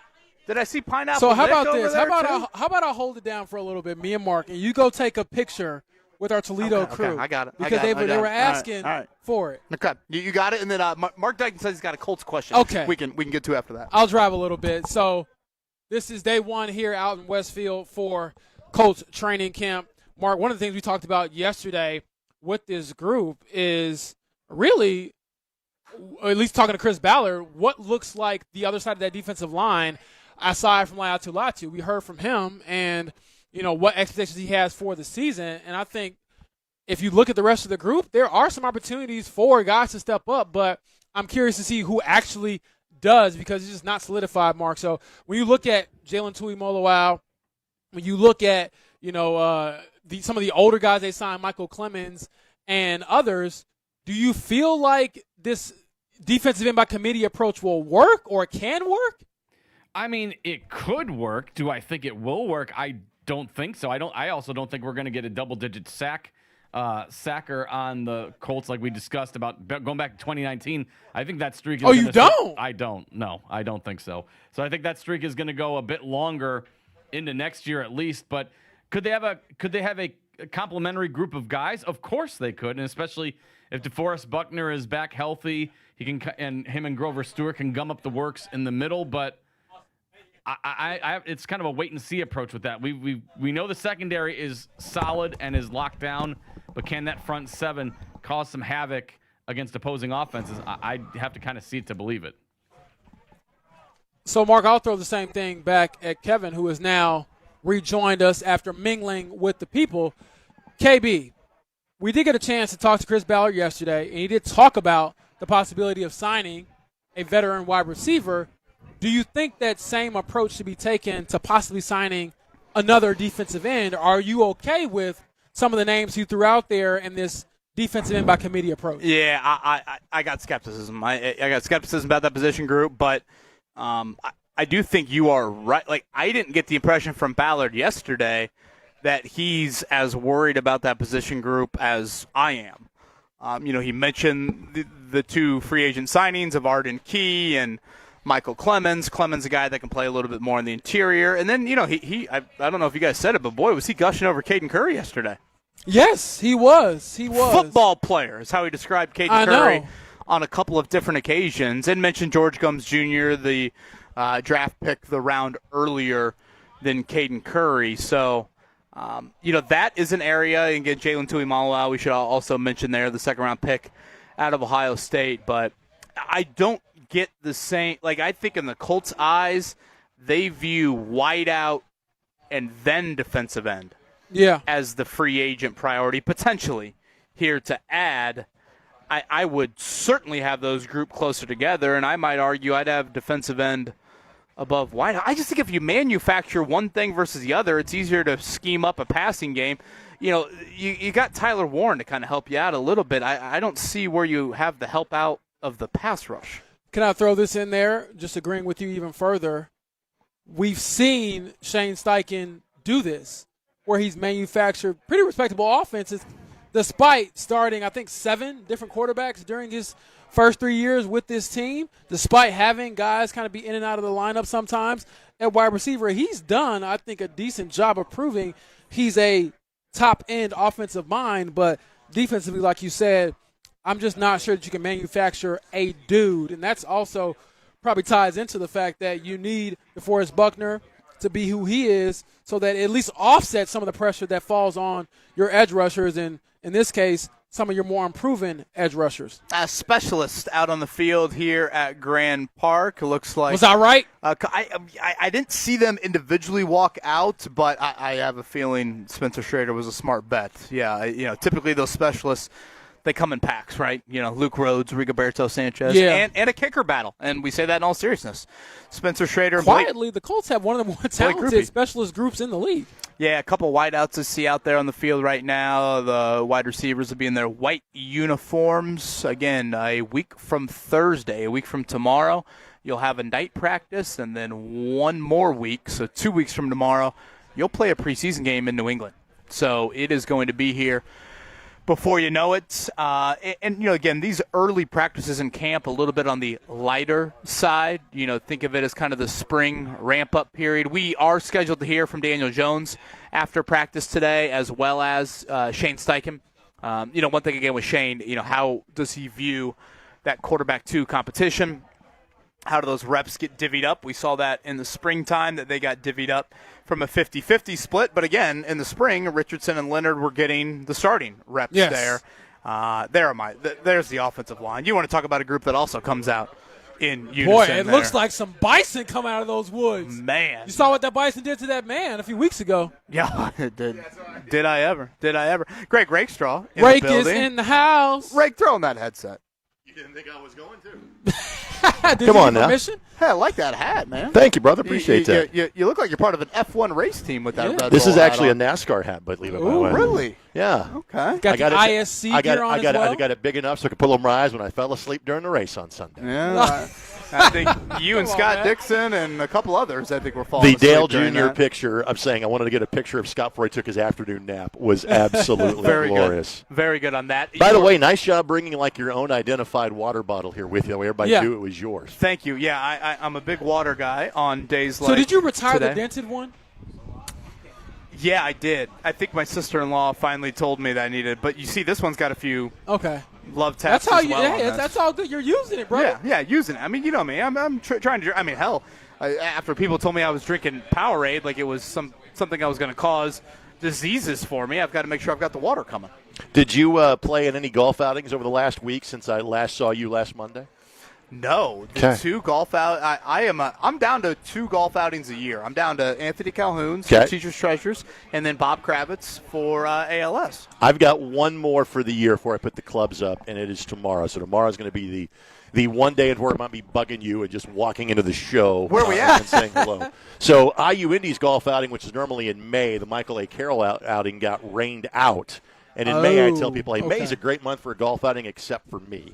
The conference championships plus, like, all the action at the Motor Speedway, that means my golf game is not existent in May. They got rained out, pushed to tomorrow, so I'm going to play tomorrow. But the last 3 outings I've been in, the teams I have been on have shot a combined 38 under par. Whoa.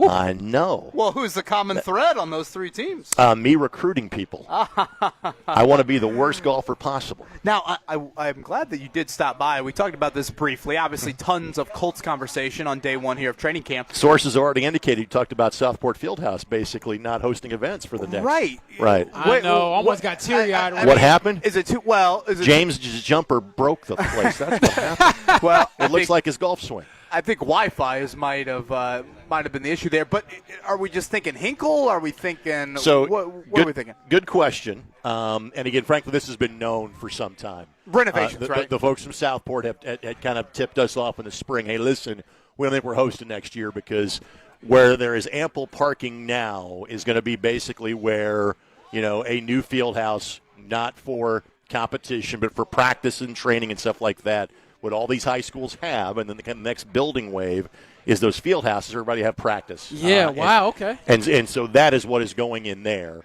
And they're going to continue to host their home athletic events. They're going to step back from hosting semi-states, regionals, the Marion County Tournament, the Forum Tip-Off Classic, which is now just the Tip-Off Classic, is going elsewhere. That new location for that event has been determined. It's not been announced yet, so can't say it on the air, but I do know where that one's going in December. Good question in terms of Hinkle. And again, my guess would be is that someplace else in the area from a high school standpoint ends up hosting those events. I know there is one college locally that is interested in bringing some of those to their campus. Had a conversation about that this morning. We got a new building, right, at IU Indy coming up this fall. There is a new building. Here's the one thing that I would tell you, though. You have to be able to make sure you shrink your court down to 84 feet. Okay. Remember in the old days of watching regional in my states at Hinkle or at Roberts Stadium. Taped up court. You have to have 5-foot basket extensions, and it's one thing to have a regular season game on a 94-foot court. Probably a little bit different to have a postseason game on a 94-foot floor. So. Are there other high school gyms that I'm not thinking of? I mean, Southport is such a unique setup. Right, not in Marion County to that size. Right. I mean, we have several that are of the 4,500 variety. Yeah. Center Grove can get up to 5 if you went down to Center Grove.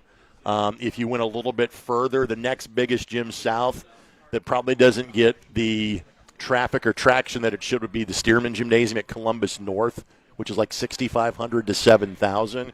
And so I'm not sure what their interest level would be in potentially hosting regional or semi-states. Hinkle I was just curious about because obviously Marion County, you could run into some Big East conflicts, in season. But once you got to the tournament. Once you got to the regional round of the tournament, you'd be fine. Would be done, right? Correct. So I was just curious about that. Again, there's also this thing called a rental fee that would come to mind as well. I know it's not as easy as what I'm making out to be, but I'm like, that'd be pretty cool for those high school players to, in the same year that you could have Victor Wembanyama playing in an NBA Cup inside of Eagle Fieldhouse to crown a Marion County or a regional or a semi-state champion would be pretty cool as well. Greg Rakestraw with us live here at Grand Park. Fans are filling up this place. Players on the field. The countdown clock reads 17 minutes until practice day 1 begins. We'll get you set for it all here. One final time here. 93.5, 107.5, The Fan.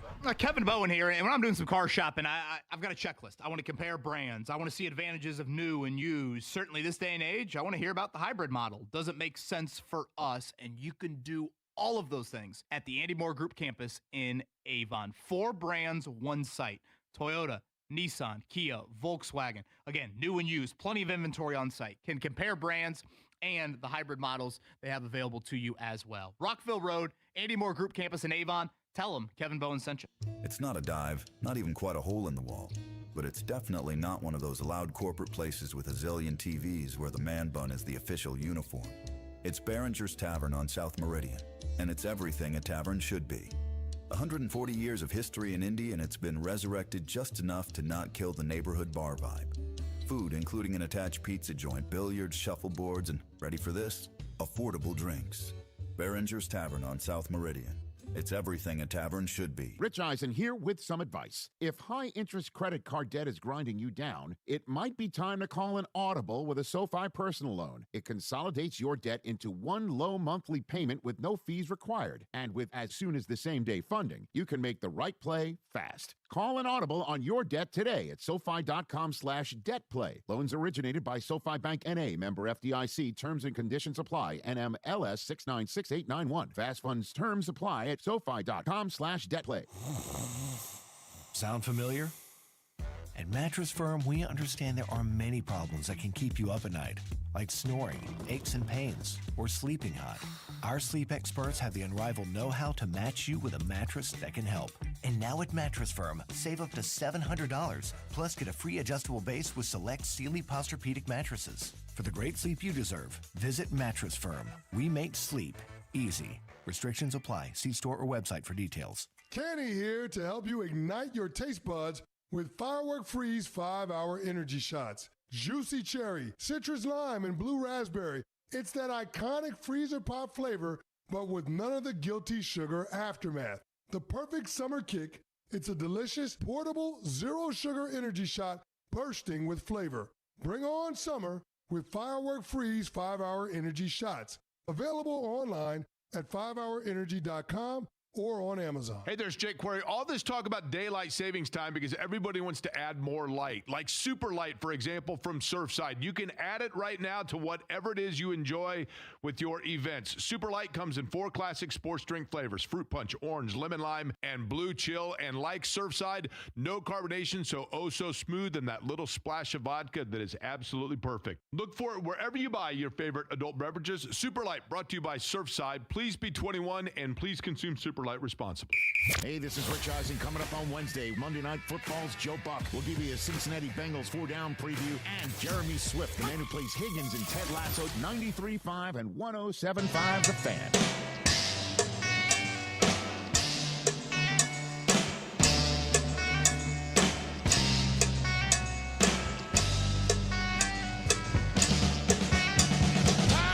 This is the Fan Morning Show with Kevin Bowen and James Boyd.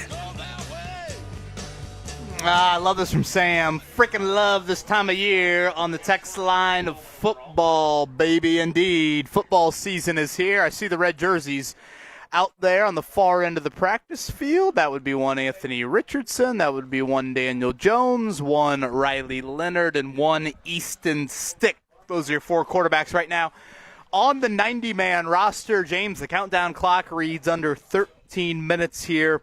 Let's go! From day one. You know, I say this each year around this time. I just love finally getting, answers to all the stuff we've discussed for 5 or 6 months. And I get it. The offseason, to a lot of fans, they're obsessed with. Yes. Draft, free agency, try to put your own GM hat on, if you will. I like that part, but this is what I really love. I love starting to get answers. I love the games. I love just seeing the ambiance, the atmosphere, the environment. All these people coming out to Grand Park. Frankly, this is what I'm going to miss about training camp no longer being here. But I like this time of year, and I'm looking forward to getting things underway here in about 10 minutes. Yeah, this to me is a great environment, an opportunity for us here on the morning show, Kevin, to interact with a bunch of listeners that we normally don't have the opportunity to do so with. So I'm appreciative of it and just looking forward to a great day of training camp, hoping, of course, everyone can stay healthy, and then we just pick up kind of where we left off as far as the football goes. And we got some legends, I must say, in the house. Mike Chappell. We do. Reporting for duty. We do. Coach Venturi's here. Bob Kravitz. Kent Sterling in the building. Joel A. Erickson. Everybody's out and about here day one. Well, can I tell you an annual tradition I'm looking forward to? At Grand Park. Yes. What is that? So I don't know if Kent's listening, but I love Kent Sterling. But whenever I stand next to Kent, he is always a little pessimistic. So if anybody has a bad rep, he's going to turn to me and say, "This guy can't play." As soon as training camp starts, and then obviously that's hyperbole. We'll move on, and then he'll settle in. But that's a yearly tradition. Kent Sterling telling me this guy can't play. Both of you rocking the bucket hats. Yes, I will have the bucket hat. I got a new one. The other one was a little worn. It actually, I think, got a little burned out and discolored from the sun. So got a new bucket hat. Got the sunscreen, KB. Are you ready to go as well? Yeah. I got the sunscreen right here. I meant to. Don't drink that Powerade. You might, get 5G, or something like that. Shout out to listener Brad for delivering me. I thought I had the sunscreen somewhere around here. Shout out to listener Brad for offering me a blue Powerade. Mark, can you imagine 2 blue Powerades in 3 hours? I mean, I might not be able to stand. I don't know, Mark. I think he's kind of grifting. Well, according to these people, your heart might stop or something. God forbid the man has a Powerade. God, did I lose the sunscreen? I mean, come on, Kevin. Unbelievable by me. Jeez.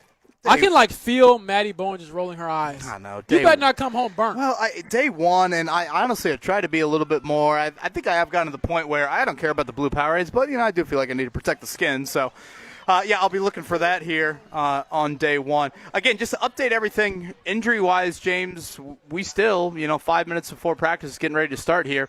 It's just 2 guys on that physically unable to perform list. The update on C.J. Allen, again, expected to be a short-term stay with a muscle strain, the calf. Obviously a word that fans don't want to hear, but not expected to be a long absence for the rookie from Georgia. Still noteworthy considering all the communication responsibility coming his way here in year one. And then Alec Pierce. What did Ballard say? Probably a week or 2 for Alec Pierce yesterday. That was the update? Yes, and he did kind of stop short of saying he'll be available for week 1. I think he's got some scar tissue there, Kevin, from the Andrew Luck timeline way back when. But it does seem like, for the most part, taking it at face value, it was more positive than negative when it came to some of that injury news. Yeah, so things kind of on my mind for today, just seeing Daniel Jones in 11-on-11, we've brought this up. Do you get him outside of the pocket at all, or is that stuff that you're going to check a little bit later on? Yeah, how full is full? 13 practices. Yeah, that's a good way to put it. How full is full? And then again, what is that trickle-down effect of your backup quarterbacks in those reps? We will hear from Shane Steichen afterwards, so he'll shed some light on that. And then, I've labeled 6, 7, 8 position battles. I mean, quite a few. So, how do those continue to play out here as we start to migrate through training camp? In all seriousness, when these kickers do kick out here, those are important days because you typically don't do the kicker competition every day. Typically, it's once every other day, maybe every third day. So when Blake Grupe and Spencer Schrader are getting out here to kick, that is something that you definitely take note of out here as we're getting ready for day one of Colts training camp. Yeah, I'm excited for it. We can see some of the attention, I think, ramping up here for the players. People starting to get into the stands. Kevin, still got some kids out here running the 40. I'm mad that I'm at my time. I'm going to get Cam Blankenship to send me the video. I'll post it on Twitter, and we'll see if I run it again. I thought that was pathetic by you, if I'm going to be totally honest. Oh, my gosh. Now we're saying pathetic? Well, I'll have you know, I'm the fastest Colts media member because I'm the only one who actually run the 40. So put your money where your mouth is, Mr. Bowen. Jake Query, you care to guess what James Boyd ran in the old 40-yard dash time here? Jake's got a great Division I frame on him. Yes. Are we sure he's even allowed to be here? Look at this name tag he's got. Jake's 6'4". Looks good. It looks like Times New Roman font he wrote on there. That's not my handwriting, just so you know. But at least they had a credential for me, unlike the Combine that year. I'm going to guess. He cut 6 kids in line, just to add a little context. context. This is lies. James, how old are you? 30. 30. And you are, what, 145, 150 pounds? Right on. Look at that. Okay.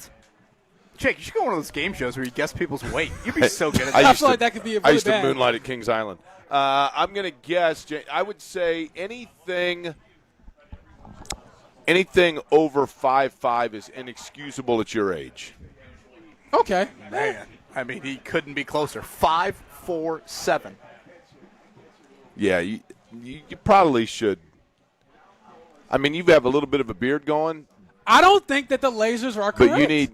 I walked up there and the man told me our lasers you need to aren't on shave right more now. than just the whiskers. You need to shave a little time off Shave that. a little Although bit. you know what, He tried to blame it on the morning dew. Well, I did slip. He might have. Listen, he might have tripped on some animal dung that we know. Tim Well, it was right there. Instead, I didn't pick it up. It was right there where I picked up those grass clippings a few years They were ago. not- they were not Glass grass clipping. clippings. What No, did they you were think not. it was? You thought it was raccoon feces?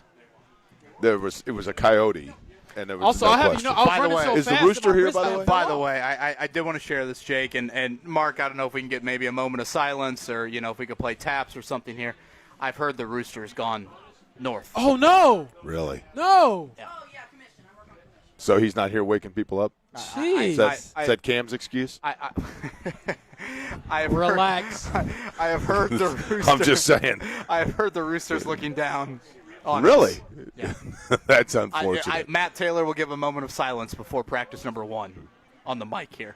Do you think the rooster wasn't sold? He just – is that it? Well, was that part of the deal to go back to West 56th Street? That's right. The rooster was coming too much money for the Irsay Dodgers, so That's they, right. so they had to go back to West 56. He actually was – it Coop was in a the buy sky. one, get one with a Hendrix guitar, to be honest with you. Yeah. Thank you, Mark Dyson, for that. Jake Corey's got you 10-1. AJ Halsey, did I hear that, Jake? That is correct, yes. He's a talker, right, James? Yes, Mr. Gimme That. With a nickname like that, you got to be able to How talk. about that nickname, Mr. Gimme He's That? Bob Sanders Part 2. Ooh, boy, that's okay. some big praise. I'm just saying he's short, stout, hits, but probably doesn't have the range. But still, that's what I'm going with. He is the guy that takes the ball away. I think that is the hope there for the Colts. We're out here tomorrow, Friday, Monday.